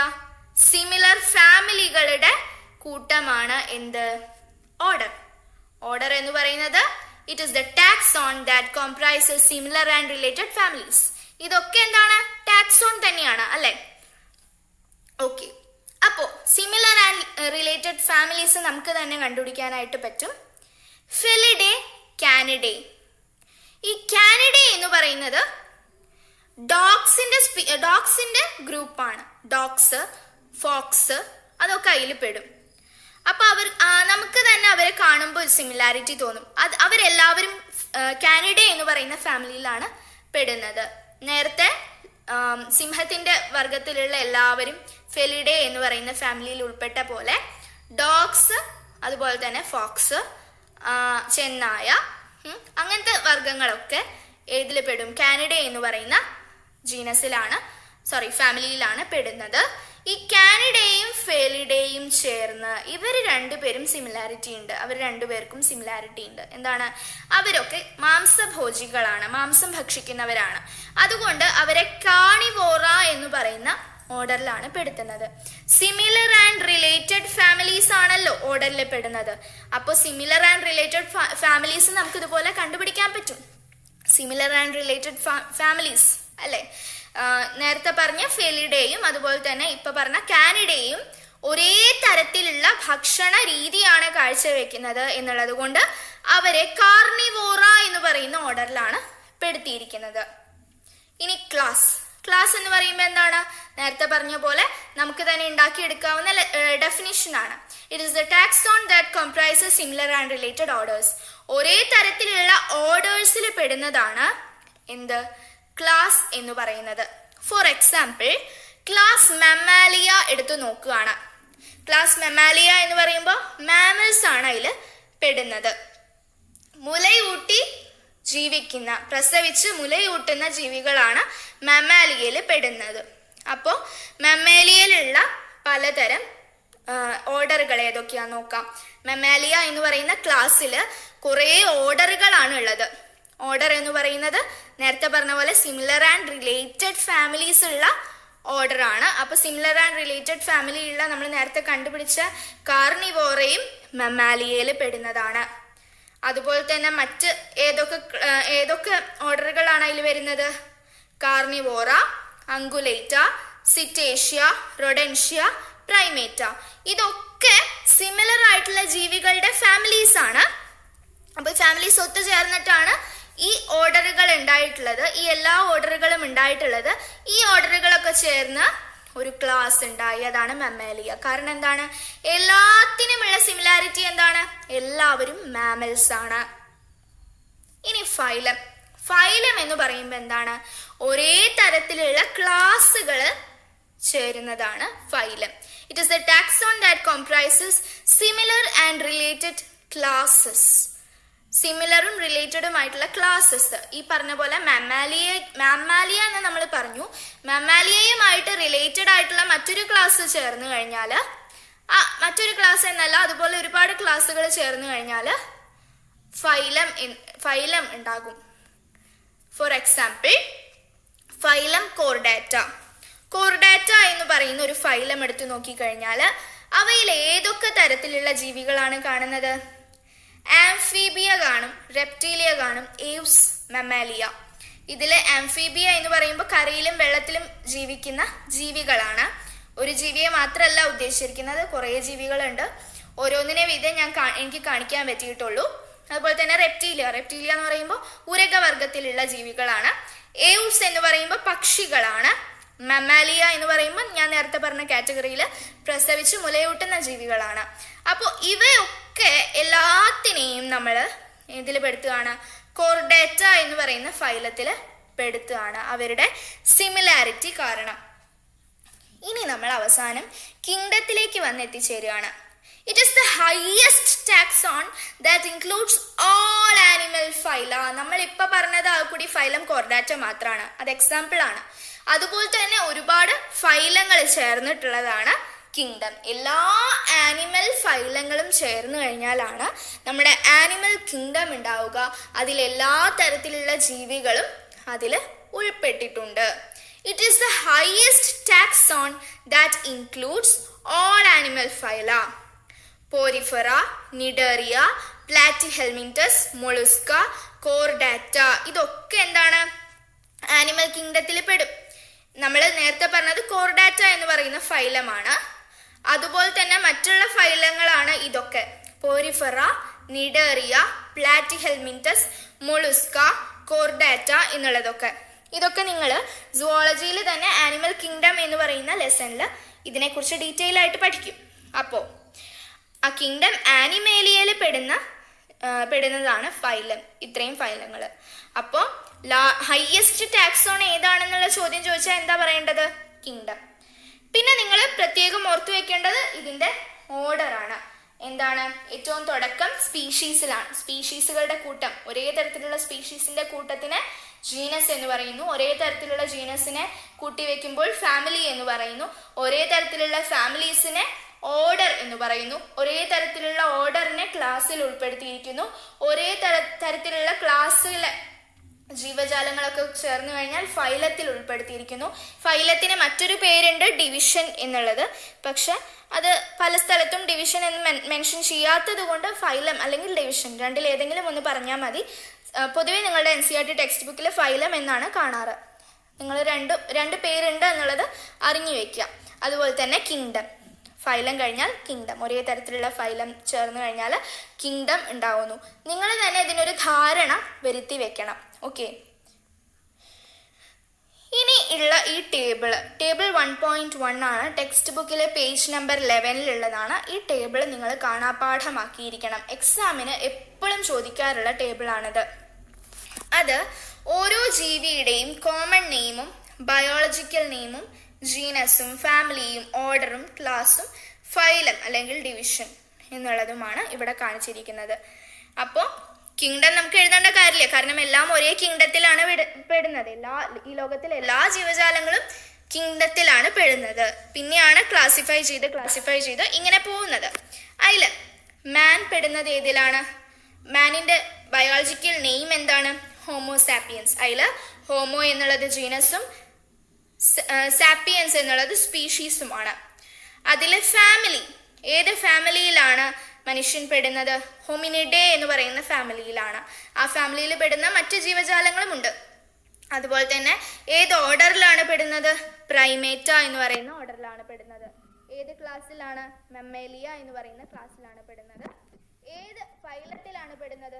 കോർഡാറ്റ എന്ന് പറയുന്ന ഫൈലത്തിലാണ് പെടുന്നത്. ഇവിടെ ഈ കോർഡാറ്റ, നോൺ കോർഡാറ്റ എന്നൊക്കെ പറയുന്നത് നട്ടെല്ലുള്ളവയും നട്ടെല്ലില്ലാത്തവയുമായിട്ടുള്ള ജീവികളെ തരംതിരിച്ചിട്ടുള്ളതാണ്. അതിനെ കുറിച്ചിട്ടൊക്കെ നിങ്ങൾ ഇനി വരുന്ന ക്ലാസ്സിലൊക്കെ പഠിക്കും. ഇനി വരുന്ന ലെസൺസിൽ നിങ്ങൾക്ക് അത് പഠിക്കാനുണ്ട്. ആനിമൽ കിങ്ഡം എന്ന് പറഞ്ഞ ലെസണിൽ വളരെയധികം അതിനെക്കുറിച്ച് പഠിക്കാനുണ്ട്. കോർഡാറ്റ ഉണ്ട്, നോൺ കോർഡാറ്റ ഉണ്ട്. അതുപോലെ തന്നെ അങ്ങനത്തെ അതിൻ്റെ സവിശേഷതകൾ വെച്ചിട്ടാണ് ഫൈലം എന്നുള്ളത് തീരുമാനിച്ചിട്ടുള്ളത്. ഇതേപോലെ തന്നെ മനുഷ്യന്റെ പറഞ്ഞ പോലെ തന്നെ ഹൗസ് ഫ്ലൈയുടെയും പറയുന്നുണ്ട്. മസ്ക ഡൊമസ്റ്റിക്ക എന്നുള്ളതാണ് ബയോളജിക്കൽ നെയിം. അതിന്റെ ജീനസ് ഈ നെയിമിൽ നിന്ന് തന്നെ നമുക്ക് മനസ്സിലാക്കാൻ പറ്റും. മസ്ക എന്നുള്ളതാണ്. അതിന്റെ ഫാമിലി മസ്കിഡേ എന്നുള്ളതാണ്. ഡിപ്റ്ററ എന്നുള്ളതാണ് അതിന്റെ ഓർഡർ നെയിം. ക്ലാസ് എന്ന് പറയുന്നത് ഇൻസെക്റ്റുകളൊക്കെ ആ ക്ലാസ്സിൽ പെടുന്നതാണ്. അതുപോലെ തന്നെ ആർത്രോപോഡ എന്ന് പറയുന്നതാണ് അതിന്റെ ഫൈലം. ഈ ഫൈലങ്ങളെ കുറിച്ചിട്ടാണ് നിങ്ങൾ അടുത്ത ചാപ്റ്ററിൽ പഠിക്കുക. മാംഗോ എന്ന് പറയുന്നത് മാൻജിഫറ ഇൻഡിക്ക എന്നുള്ളതാണ് ബയോളജിക്കൽ നെയിം. മാൻജിഫറ എന്നുള്ളത് ജീനസ് നെയിമും അനാകാർഡിയേഷിയെ എന്ന് പറയുന്നത് അതിന്റെ ഫാമിലി നെയിമുമാണ്. ഇതൊക്കെ നിങ്ങൾ പഠിക്കേണ്ടതായിട്ടുണ്ട്. കുറച്ച് ബുദ്ധിമുട്ടാണ് പേരുകളൊക്കെ പഠിക്കാൻ. അത് നിങ്ങളുടേതായിട്ടുള്ള എളുപ്പവഴികൾ ഉണ്ടാക്കിയിട്ട് പഠിച്ചു കഴിഞ്ഞാൽ നന്നായിരിക്കും. സാപ്പിൻഡെയിൽസ് എന്ന് പറയുന്നത് ഓർഡർ നെയിമാണ്. ഡൈക്കോട്ടിലിഡനെ എന്ന് പറയുന്നത് ക്ലാസ് നെയിം. ആൻജിയോസ്പെർമേ എന്ന് പറയുന്നത് ഫൈലം അല്ലെങ്കിൽ ഡിവിഷൻ നെയിമാണ്. വീറ്റിന്റെ ബയോളജിക്കൽ നെയിം ട്രിറ്റിക്കം ഏസ്റ്റിവം എന്നുള്ളതാണ്. അതിന്റെ ജീനസ് നെയിം ട്രിറ്റിക്കവും ഫാമിലി നെയിം പോയേഷ്യയുമാണ്. ഓർഡർ പോയൽസ് ആണ്. മോണോകോട്ടിലിഡനെ എന്ന് പറയുന്ന ക്ലാസ്സിലാണ് അത് പെടുന്നത്. ആ ക്ലാസ്സിനെ കുറിച്ചിട്ട് നിങ്ങൾ ബോട്ടണിയിലാണ് പഠിക്കുന്നത്. സുവോളജിയിൽ ഇത് വീറ്റ് എന്നുള്ളത് ഒരു പ്ലാന്റ് ആയതുകൊണ്ട് സുവോളജിയിൽ അത് പെടുന്നില്ല. മോണോകോട്ടിലിഡനെ കുറിച്ചിട്ടും ഡൈക്കോട്ടിലിഡനെ കുറിച്ചിട്ടും നിങ്ങൾ ബോട്ടണിയിലായിരിക്കും പഠിക്കുക. ആൻജിയോസ്പെർമി എന്ന് പറയുന്ന ഫൈലത്തിലാണ് ഈ മാംഗോയും വീറ്റും പെടുന്നത്. അപ്പോൾ നിങ്ങൾക്ക് ഇതിൽ പ്ലാന്റ്സിന്റെ എക്സാമ്പിളും ആനിമൽസിന്റെ എക്സാമ്പിളും 2 വീതം തന്നിട്ടുണ്ട്. ഇനി നമ്മൾ നേരെ വളരെ എളുപ്പമായിട്ടുള്ള ഒരു വിഷയത്തിലേക്ക് കടക്കാണ്. ടാക്സോണമിക്കൽ എയ്ഡ്സ് എന്ന് പറയുന്നത്. അതായത് നമ്മൾ ഇങ്ങനെ ക്ലാസിഫൈ ചെയ്യുന്നു എന്ന് പറഞ്ഞു. ഈ ക്ലാസിഫൈ ചെയ്യാനായിട്ട് നമ്മളെ സഹായിക്കുന്ന പല കാര്യങ്ങളുണ്ട്. അതിനെയാണ് ഈ ടാക്സോണമിക്കൽ എയ്ഡ്സിൽ ഉൾപ്പെടുത്തിയിരിക്കുന്നത്. These are materials or things or any means that are helpful in classification, identification and nomenclature of organisms. Materials ആകാം, things ആവാം, അല്ലെങ്കിൽ എന്തെങ്കിലും ആവാം that are helpful in classification, identification and nomenclature of organisms. ഓർഗാനിസംസിനെ classify ചെയ്യാനും കണ്ടെത്താനും അതിൻ്റെ സവിശേഷതകളെ മനസ്സിലാക്കാനും അതിന് പേര് നൽകാനും സഹായിക്കുന്ന മെറ്റീരിയൽസ്, തിങ്സ് അല്ലെങ്കിൽ എനി മീൻസ് എന്തെങ്കിലും ആവട്ടെ, അതൊക്കെ ടാക്സോണമിക്കൽ എയ്ഡ്സിൽ പെടുന്നു. Various taxonomical aids are herbarium, botanical garden, zoological park, museum, taxonomical key, flora, manuals, monographs, catalogues. ഇതിൽ ഫ്ലോറ, മാനുവൽസ്, മോണോഗ്രാഫ്സ്, കാറ്റലോഗ്സ് ഈ 4 എണ്ണവും നിങ്ങൾക്ക് അധികമൊന്നും പഠിക്കാനില്ല. എന്നാൽ ഞാൻ ആ ബ്ലൂ കളറിൽ കൊടുത്തിട്ടുള്ളതാണ് നിങ്ങൾക്ക് കൂടുതൽ ഡീപ്പായിട്ട് ടെക്സ്റ്റ് ബുക്കിൽ കൊടുത്തിട്ടുള്ളത്. നമുക്ക് ഓരോന്നായിട്ട് നോക്കാം.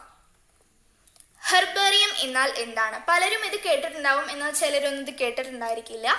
ഇത് ചെടികളെ പ്രിസർവ് ചെയ്യുന്ന ഒരു രീതിയാണ്. ചെടികളെ കുറിച്ച് പഠിക്കാനായിട്ട് അവർക്ക് ജീവൻ ഉണ്ടായിരിക്കില്ല, എന്നാലും അതിൻ്റെ ഇലകളൊക്കെ ഉണക്കി സൂക്ഷിക്കുന്ന, പ്രത്യേക രീതിയിൽ ഉണക്കി പൊതിഞ്ഞ് അതിന് പേര് നൽകി പുസ്തകം പോലെയാക്കി സൂക്ഷിക്കുന്ന ഒരു രീതിയാണ് ഹെർബേറിയത്തിലുള്ളത്. Herbarium is a storehouse of collected plant specimens that are dried, pressed and preserved on paper sheets. ചിലർ അതിനുവേണ്ടി പ്രത്യേക പുസ്തകങ്ങൾ എടുക്കാറുണ്ട്, ചിലർ പേപ്പർ ഷീറ്റ്സിലാണ് എടുക്കാറ്. പേപ്പർ ഷീറ്റുകളിൽ നമ്മൾ ഉണക്കിയെടുത്തിട്ടുള്ള ചെടികളുടെ സ്പെസിമെൻസ് വെക്കുന്നു. അത് പ്രത്യേക രീതിയിൽ പ്രസ് ചെയ്യുകയും പ്രിസർവ് ചെയ്യുകയും ചെയ്യുന്നുണ്ട്. ഉണക്കിയ ചെടികളാണ് അതിൽ വെക്കുന്നത്. അതിൻ്റെ ഘടനയും ആ ചെടിയുടെ ബോഡി സ്ട്രക്ചറും അതുപോലെ തന്നെ അതിൻ്റെ ഇലകളുടെ ഷേപ്പ് അതുപോലെ തന്നെ അതിൻ്റെ മൊത്തം മോർഫോളജി അറിയാനായിട്ട് അത് സഹായിക്കുന്നു. These sheets are properly labeled showing date and place of collection, collector's name, local and botanical names, systematic position, etc.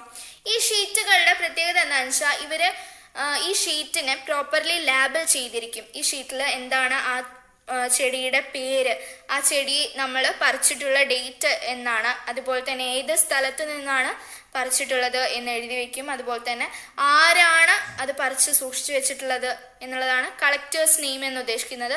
ആ കളക്ടറുടെ നെയിം എഴുതി വെക്കും. അതുപോലെ തന്നെ ലോക്കൽ ആൻഡ് ബൊട്ടാനിക്കൽ നെയിംസ് എന്ന് ഉദ്ദേശിച്ചത് ആ ചെടിക്ക് പൊതുവെയുള്ള നാട്ടിലുള്ള പ്രചാരത്തിലുള്ള അതിൻ്റെ പേരും അതോടൊപ്പം തന്നെ അതിൻ്റെ സയന്റിഫിക് നെയിമും കൂടി എഴുതി വെക്കുന്നു. അതാണ് ഇവിടെ ലോക്കൽ ആൻഡ് ബൊട്ടാനിക്കൽ നെയിംസ് എന്ന് ഉദ്ദേശിക്കുന്നത്. ബൊട്ടാനിക്കൽ നെയിം എന്ന് ഉദ്ദേശിക്കുന്നത് അതിൻ്റെ സയന്റിഫിക് നെയിം തന്നെയാണ്.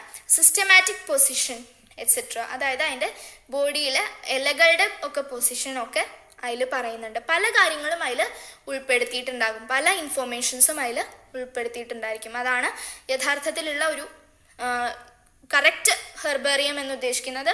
ഈ ഇത്രയും കാര്യങ്ങൾ അതിൽ മിനിമം ഉണ്ടായിരിക്കണം. ഇതാണ് ഹെർബേറിയത്തിൻ്റെ ഒരു പിക്ചർ. പലതരത്തിലുള്ള ഹെർബേറിയം പ്രിസർവേഷൻ ആണ്.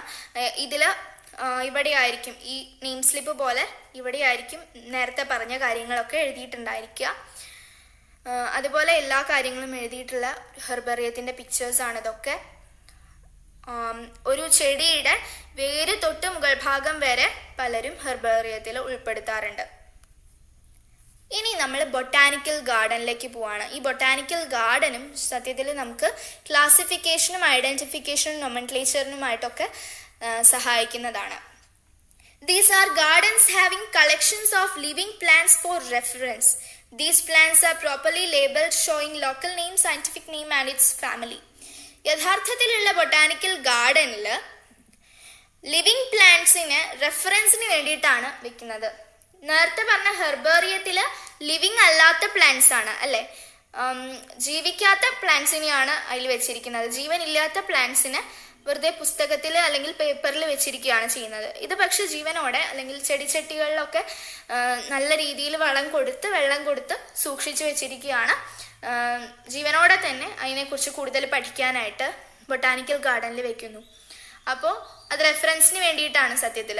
These plants are properly labeled showing local name, scientific name and its family. അതിൻ്റെ ലോക്കൽ നെയിം, സയന്റിഫിക് നെയിം, അതിൻ്റെ ഫാമിലി ഒക്കെ ചേർത്ത് അതിനെ ലേബൽ ചെയ്തിരിക്കും. നല്ല ബൊട്ടാനിക്കൽ ഗാർഡൻസിലൊക്കെ ഇത്തരത്തിൽ സയന്റിഫിക് ആയിട്ടുള്ള രീതിയിലായിരിക്കും പ്രിസർവ് ചെയ്തിട്ടുണ്ടായിരിക്കുക. ഫേമസ് ബൊട്ടാനിക്കൽ ഗാർഡൻസിന്റെ പേരും നിങ്ങൾക്ക് ടെക്സ്റ്റ് ബുക്കിൽ സൂചിപ്പിക്കുന്നുണ്ട്.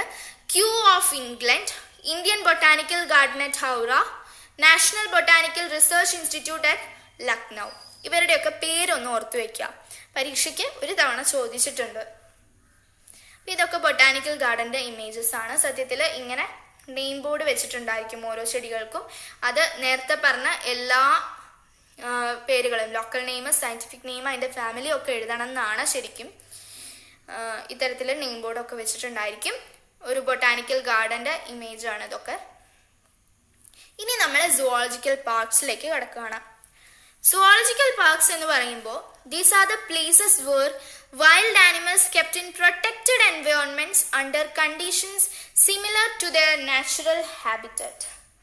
അതായത് ഈ ഓർഗാനിസംസിനെ പ്രൊട്ടക്റ്റഡ് എൻവയോൺമെന്റ്സിൽ പ്രിസർവ് ചെയ്തിരിക്കുകയാണ്. അവരുടെ നാച്ചുറൽ ഹാബിറ്റാറ്റുമായിട്ട് സിമിലാരിറ്റി ഉള്ള, സാമ്യതയുള്ള കണ്ടീഷൻസിലാണ് ഒരു പക്ഷെ അവരെ കീപ്പ് ചെയ്യുക. ഇപ്പോൾ പല സുവോളജിക്കൽ പാർക്സിലും ആ ഒരു നിയമത്തിലേക്ക് പോന്നിട്ടുണ്ട്. പണ്ടത്തെ ഒരു രീതി പോലെ എല്ലാത്തിനെയും കൂട്ടിലിട്ട് വളർത്തുക, എല്ലാ ജീവജാലങ്ങളെയും കൂട്ടിലിട്ട് വളർത്തുക എന്നുള്ളതിനപ്പുറം അതിൻ്റെ യഥാർത്ഥത്തിലുള്ള ജീവിക്കുന്ന സ്ഥലം പോലെ തന്നെ അതിനെ മാറ്റാനായിട്ട്, അതിനാവശ്യത്തിനുള്ള എല്ലാ നാച്ചുറൽ റിസോഴ്സസും അവിടെ ഒരുക്കി കൊടുക്കുന്ന രീതിയിലാണ് ഇന്ന് സുവോളജിക്കൽ പാർക്സ് മാറിക്കൊണ്ടിരിക്കുന്നത്. They are helpful in studying food habits and behaviour patterns of animals. ജീവികളുടെ ഫുഡ് ഹാബിറ്റ്സും അതുപോലെ തന്നെ അവരുടെ പെരുമാറ്റ രീതികളും ഒക്കെ നമുക്ക് നേരിൽ കണ്ട് മനസ്സിലാക്കാവുന്നതാണ്.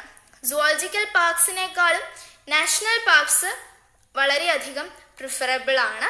കാരണം അവരുടെ നാച്ചുറൽ ഹാബിറ്റാറ്റ് തന്നെ, യഥാർത്ഥത്തിലുള്ള അവർ ജീവിക്കുന്ന ഇടം തന്നെ മറ്റ് വേട്ടക്കാരുടെയോ അല്ലെങ്കിൽ വംശനാശത്തിന് ഭീഷണി നേരിടുന്ന മറ്റ് കാര്യങ്ങളിൽ നിന്നും അവരെ പ്രൊട്ടക്റ്റ് ചെയ്ത് നിർത്തുകയാണ് അതിൽ ചെയ്യുന്നത്.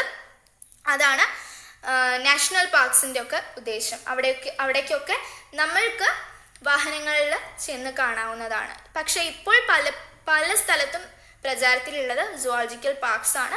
These are places where wild animals kept in protected environments. അവരെ പ്രൊട്ടക്റ്റ് ചെയ്ത് നിർത്തിയിരിക്കുകയാണ് സത്യത്തിൽ, നാച്ചുറൽ ഹാബിറ്റാറ്റ്സിന് സിമിലർ ആയിട്ടുള്ള കണ്ടീഷൻസ്.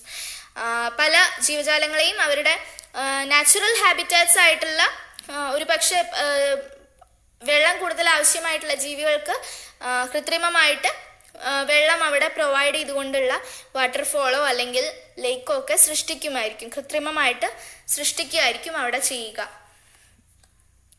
സുവോളജിക്കൽ പാർക്സിന്റെ എക്സാമ്പിൾ ആയിട്ട് ടെക്സ്റ്റ് ബുക്കിൽ തന്നെയുള്ള ഫിഗേഴ്സ് ആണ് ഇതൊക്കെ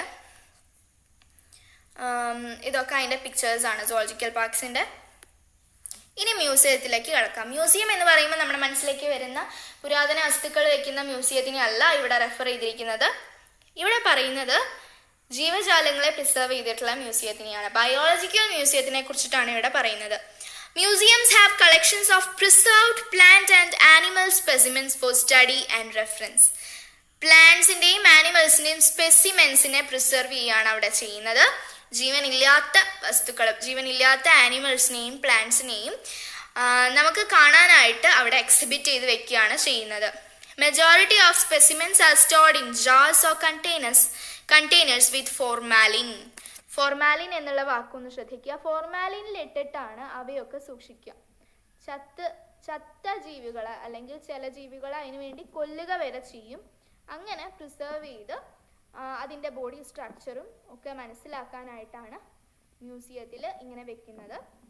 ഇത് ഫോർമാലിനിൽ ഇട്ടിട്ടുള്ള ചില സ്നേക്കുകളാണ്. ഇനി ഇൻസെക്ട്സിനെ എങ്ങനെയാണ് മ്യൂസിയത്തിൽ സൂക്ഷിക്കുന്നത് നോക്കാം. Insects are preserved in insect boxes after collecting, killing and pinning. ഇൻസെക്ട്സിനെ കളക്ട് ചെയ്യുകയും അതിനെ കൊല്ലുകയും അതുപോലെ തന്നെ അതിനെ പിൻ ചെയ്ത് വെക്കുകയും ചെയ്യുന്നു. എന്നിട്ട് അതിനുശേഷം അതിനെ ഇൻസെക്ട് ബോക്സുകളിലേക്ക് ട്രാൻസ്ഫർ ചെയ്യുന്നു. ഇത്തരത്തിലുള്ള ബോക്സുകളിലേക്ക് അതിനെ ട്രാൻസ്ഫർ ചെയ്ത് സൂക്ഷിക്കുന്നു. അപ്പോൾ ഇത്തരത്തിൽ എന്തിനാ ചെയ്യുന്നതെന്ന് വെച്ച് കഴിഞ്ഞാൽ നമുക്ക് അതിനെ നോക്കി അതിൻ്റെ ഘടനയൊക്കെ കൃത്യമായി മനസ്സിലാക്കാനായിട്ടാണ്. ഇനി മറ്റൊരു രീതി എന്ന് പറയുന്നത് animals with feathers and hairs are stuffed and preserved. ഫെദറും ഹെയറും ഒക്കെ ഉള്ള ആനിമൽസിന് ഈ പറഞ്ഞ പോലെ ഫോർമാലിഡിഹൈഡ് സൊല്യൂഷൻസിലൊന്നും ഇട്ട് വെക്കാനായിട്ട് നമുക്ക് പറ്റാത്തത് കൊണ്ട് അവയെ സ്റ്റഫ് ചെയ്യുകയാണ് ചെയ്യുക. അവയുടെ തൊലിയിൽ തന്നെ, അവയുടെ യഥാർത്ഥത്തിലുള്ള ആ ആനിമലിന്റെ തൊലിയിൽ തന്നെ സയന്റിഫിക് ആയിട്ട് പല രീതികളും ഉപയോഗിച്ച് സ്റ്റഫ് ചെയ്ത് അതിനെ ഇങ്ങനെ പ്രിസർവ് ചെയ്ത് വെക്കുകയാണ് ചെയ്യുന്നത്. ഇത് യഥാർത്ഥത്തിലുള്ള ജീവികൾ തന്നെയാണ്. അവ ചത്തു കഴിയുമ്പോൾ അതിനുള്ളിൽ സ്റ്റഫ് ചെയ്തതിന് ശേഷമാണ് ഇങ്ങനെ വെക്കുന്നത്. അപ്പൊ നമുക്ക് അതിന്റെ രൂപത്തിനെ പറ്റിയിട്ടും ഓരോ ഓർഗാൻസിനെ പറ്റിയിട്ടും വ്യക്തമായി മനസ്സിലാക്കാനായിട്ട് സാധിക്കും. ഇത് ഇത്തരത്തിലുള്ള ഒരു മ്യൂസിയത്തിന്റെ ഒരു മാതൃകയാണ്. ഇതിൽ ബൊട്ടാനിക്കൽ ആയിട്ടുള്ള കാര്യങ്ങളാണ് ഉൾപ്പെടുത്തിയിട്ടുള്ളത്. ടാക്സോണമിക്കൽ കീ, അതാണ് നിങ്ങൾക്ക് പഠിക്കാനുള്ള ടാക്സോണമിക്കൽ എയ്ഡ്സിൽ ഏറ്റവും പ്രധാനപ്പെട്ടതും മനസ്സിലാവാൻ കുറച്ച് ബുദ്ധിമുട്ടുള്ളതുമായിട്ടുള്ളത്. It is a taxonomical aid used for identification of organisms based on similarities and dissimilarities. ഓർഗാനിസംസിനെ ഐഡന്റിഫൈ ചെയ്യാനായിട്ടുള്ള ഒരു രീതിയാണ് ശരിക്കും ടാക്സോണമിക്കൽ കീ എന്ന് പറയുന്നത്. അത് ആ ഓർഗാനിസംസിന്റെ സിമിലാരിറ്റീസും ഡിസിമിലാരിറ്റീസും ബേസ് ചെയ്തിട്ടാണ്. ഞാൻ അതിനെക്കുറിച്ച് കൂടുതൽ വ്യക്തമായി പറഞ്ഞു തരാം. Each key contains pairs of contrasting characters called couplets. Each statement in a key is called a lead.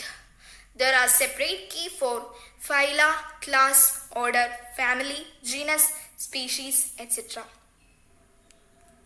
അതായത് ഓരോ ജീവജാലങ്ങളെയും നമുക്ക് ഐഡന്റിഫൈ ചെയ്യാനായിട്ട് ആ ജീവജാലം എങ്ങനത്തെ ജീവജാലമാണ് എന്നുള്ള അതിന്റെ ഫീച്ചർ നമ്മൾ നോട്ട് ചെയ്ത് വെക്കുകയാണ് ചെയ്യുന്നത്. ഇത് ഒരു വ്യക്തമായ പ്രോസസ്സിലൂടെയാണ് പോകുന്നത്. ഈ ജീവജാലത്തിന് നട്ടെല്ലുണ്ടോ? ഉണ്ടെങ്കിൽ അത് ഇന്ന ഫൈലത്തിൽ പെടുന്നു, ഉണ്ടെങ്കിൽ അത് കോർഡാറ്റയിൽ പെടുന്നു എന്നൊക്കെ നമുക്ക് പറയാം. എന്നാൽ ഇല്ലെങ്കിൽ ഗോ ടു പാർട്ട് 2 അല്ലെങ്കിൽ അങ്ങനെ എന്തെങ്കിലും ലീഡ് അതിൽ കൊടുത്തിട്ടുണ്ടായിരിക്കും. ഉണ്ടെങ്കിൽ നിങ്ങൾ ഈ നിഗമനത്തിലേക്ക് എത്തുക, ഇല്ലെങ്കിൽ നിങ്ങൾ ഈ നിഗമനത്തിലേക്ക് എത്തുക എന്നുള്ള രീതിയിലുള്ള ലീഡുകളായിരിക്കും അതിൽ കൊടുത്തിരിക്കുക. അതാണ് ഈ സ്റ്റേറ്റ്മെന്റിന്റെ key is called a lead. ഓരോ സ്റ്റേറ്റ്മെന്റും മറ്റൊരു നിഗമനത്തിലേക്ക് നമ്മളെ എത്താനായിട്ടുള്ള ഒരു വഴി കാണിച്ചു തരികയാണ്. അപ്പോൾ ഈ കീ എങ്ങനെ ഉണ്ടാക്കുന്നു അതിനെക്കുറിച്ച് ഡീപ്പായിട്ടൊന്നും നിങ്ങൾക്ക് പഠിക്കാനില്ല. ഇത്രയും കാര്യങ്ങൾ നിങ്ങൾക്ക് കാണാതെ പഠിച്ചു വെക്കണം. നിങ്ങൾ എന്താണ് കീ എന്നുള്ളത് നിങ്ങൾ മനസ്സിലാക്കി വെക്കണം. Key is another taxonomical aid used for identification of plants and animals based on the similarities and dissimilarities. അതായത് അവയുടെ സിമിലാരിറ്റീസും ഡിസിമിലാരിറ്റീസും വെച്ചിട്ടാണ്. അതായത് ഈ ആനിമലിനെ നമുക്ക് ഈ ഫൈലത്തിൽ ഉൾപ്പെടുത്താൻ പറ്റുമോ ഇല്ലയോ എന്നുള്ളത് നോക്കിയിട്ട് ആ ആനിമലിനെ ഐഡന്റിഫൈ ചെയ്യുകയാണ് ചെയ്യുന്നത്. ഫൈലം മാത്രമല്ല, class, order, family, genus, species ഒക്കത്തിനും സെപ്പറേറ്റ് കീകളുണ്ട്. സെപ്പറേറ്റ് മനസ്സിലാക്കാനായിട്ടുള്ള കീകളുണ്ട്. അവയുടെ കോൺട്രാസ്റ്റിംഗ് ക്യാരക്ടേഴ്സിനെ ബേസ് ചെയ്തിട്ടാണ്. ഞാൻ നേരത്തെ പറഞ്ഞ പോലെ യെസ്, നോ എന്ന് പറയുന്ന 2 ഉത്തരങ്ങൾ വരുന്ന രീതിയിലാണ്. ആ 2 ഉത്തരങ്ങൾ വരാനുള്ള ചോദ്യങ്ങളുണ്ട് എന്ന് പറഞ്ഞല്ലോ. ആ ചോദ്യങ്ങളെയാണ് കപ്ലെറ്റ്സ് എന്ന് പറയുന്നത്. Each key contains pairs of contrasting characters called couplets. ഇതിനെ കുറിച്ചിട്ട് നിങ്ങൾക്ക് ടെക്സ്റ്റ് ബുക്കിൽ വായിക്കാം, പേജ് നമ്പർ 13 ലാസ്റ്റ് പാരഗ്രാഫിൽ. അപ്പോൾ അത് അത്രയും നിങ്ങൾക്ക് പഠിക്കാനുള്ളൂ. എങ്കിലും ടാക്സോണമിക്കൽ കീ എന്ന് പറയുന്നത് എന്താണെന്നുള്ളത് എക്സാമിന് ചോദിക്കുന്നതാണ് എന്നുള്ളത് കൊണ്ട് അതിനെക്കുറിച്ച് നന്നായി പഠിച്ചിരിക്കുക. പക്ഷെ നിങ്ങൾക്ക് അത് ഉണ്ടാക്കാനോ അല്ലെങ്കിൽ അതിനെക്കുറിച്ചിട്ട് അതെന്താണെന്നുള്ളതിന് ഈ ഡെഫിനിഷൻ അല്ലാതെ മറ്റൊന്നും ചോദിക്കാറില്ല. അതൊന്നും നിങ്ങൾക്ക് പഠിക്കാനില്ല. അത് ഹയർ സ്റ്റഡീസിന് പോകുമ്പോഴേ നിങ്ങൾക്ക് അതിനെക്കുറിച്ച് പഠിക്കാനുണ്ടാവുള്ളൂ. ഇനി നമ്മൾ ബാക്കിയുള്ള അത്ര ഇമ്പോർട്ടൻ്റ് അല്ലാത്ത ടാക്സോണമിക്കൽ എയ്ഡ്സിനെ കുറിച്ച് പഠിക്കാൻ പോവാണ്. Flora, manuals, monographs, catalogues. ഇത് ടെക്സ്റ്റ് ബുക്കിലെ പേജ് നമ്പർ 14 വെറുതെ ഒന്ന് മെൻഷൻ ചെയ്തു പോയിട്ടേ ഉള്ളൂ എന്നുള്ളത് കൊണ്ടാണ് ഞാനത് ഇങ്ങനെ കൊടുത്തിട്ടുള്ളത്. ഫ്ലോറ എന്ന് പറയുമ്പോൾ contains accounts of habitat and distribution of plant species of A given area. ഒരു പെർട്ടിക്കുലർ ഏരിയയിൽ, നമുക്ക് തന്നിട്ടുള്ളൊരു ഏരിയയിൽ എത്രമാത്രം പ്ലാന്റ് സ്പീഷീസ് ഉണ്ട് എന്നുള്ളത് നോക്കുക, അല്ലെങ്കിൽ അവയുടെ പ്രത്യേകതകൾ നോക്കുക എന്നുള്ളതാണ് ഫ്ലോറ എന്ന് പറയുന്നത്. ഏതൊക്കെ പ്ലാന്റ്സ് ആണുള്ളത്, അവയുടെ ഡിസ്ട്രിബ്യൂഷൻ എത്രത്തോളമാണുള്ളത്, ഒരു പ്രത്യേക ഏരിയയിൽ മാത്രം നമ്മൾ അതിനെക്കുറിച്ച് സ്റ്റഡി ചെയ്യുന്നു. അതിനെയാണ് ഫ്ലോറ എന്ന് പറയുന്നത്. മാനുവൽസ് എന്ന് പറയുന്നത് provide an information four identification of names of species occurring in an area. ഒരു ഏരിയയിൽ ഉള്ള സ്പീഷീസിൻ്റെ നെയിംസ് ഒക്കെ നമ്മൾ ആ നെയിം തിരിച്ചറിയാനായിട്ട് ഉള്ള ഇൻഫോർമേഷനാണ് അവിടെ കൊടുത്തിരിക്കുന്നത്, ആ മാനുവൽസിൽ കൊടുത്തിരിക്കുന്നത്. ആ ജീവിയുടെ പ്രത്യേകത വെച്ച് ആ ജീവിയുടെ പേര് എന്തെന്നുള്ള നിഗമനത്തിലേക്ക് നമ്മൾ എത്താനായിട്ടാണ് മാനുവൽസ് ഉള്ളത്. മാനുവൽസ് ഒക്കെ നല്ലോണം ഡീപ്പായിട്ട് ഒരു ജീവജാലത്തിനെ കുറിച്ച് പഠിക്കുന്ന സുവോളജിസ്റ്റ്സ് ഒക്കെ ചെയ്യുന്ന രീതിയാണ് അതൊക്കെ. നിങ്ങൾക്ക് വെറുതെ ഈ ഡെഫിനിഷൻ മാത്രമേ പഠിക്കാനുള്ളൂ. അതിൽ മോണോഗ്രാഫ്സ് എന്ന് പറയുമ്പോൾ provide information of any one taxon, ഏതെങ്കിലും ഒരു ടാക്സോണിനെ കുറിച്ച് ഇൻഫോർമേഷൻ തരുന്നതാണ്. ടാക്സോൺ എന്ന് പറയുമ്പോൾ ഞാൻ നേരത്തെ പറഞ്ഞ പോലെ കിങ്ഡം, ഫൈലം, ക്ലാസ്, ഓർഡർ എന്ന് പറയുന്ന എല്ലാ സ്പീഷീസ് വരെയുള്ള എല്ലാ ടാക്സോണുകളും, ഏത് ടാക്സോൺ ആയാലും അതിനെക്കുറിച്ചുള്ള ഇൻഫോർമേഷൻ തരാനായിട്ടാണ് മോണോഗ്രാഫ്സ് ഉപയോഗിക്കുക.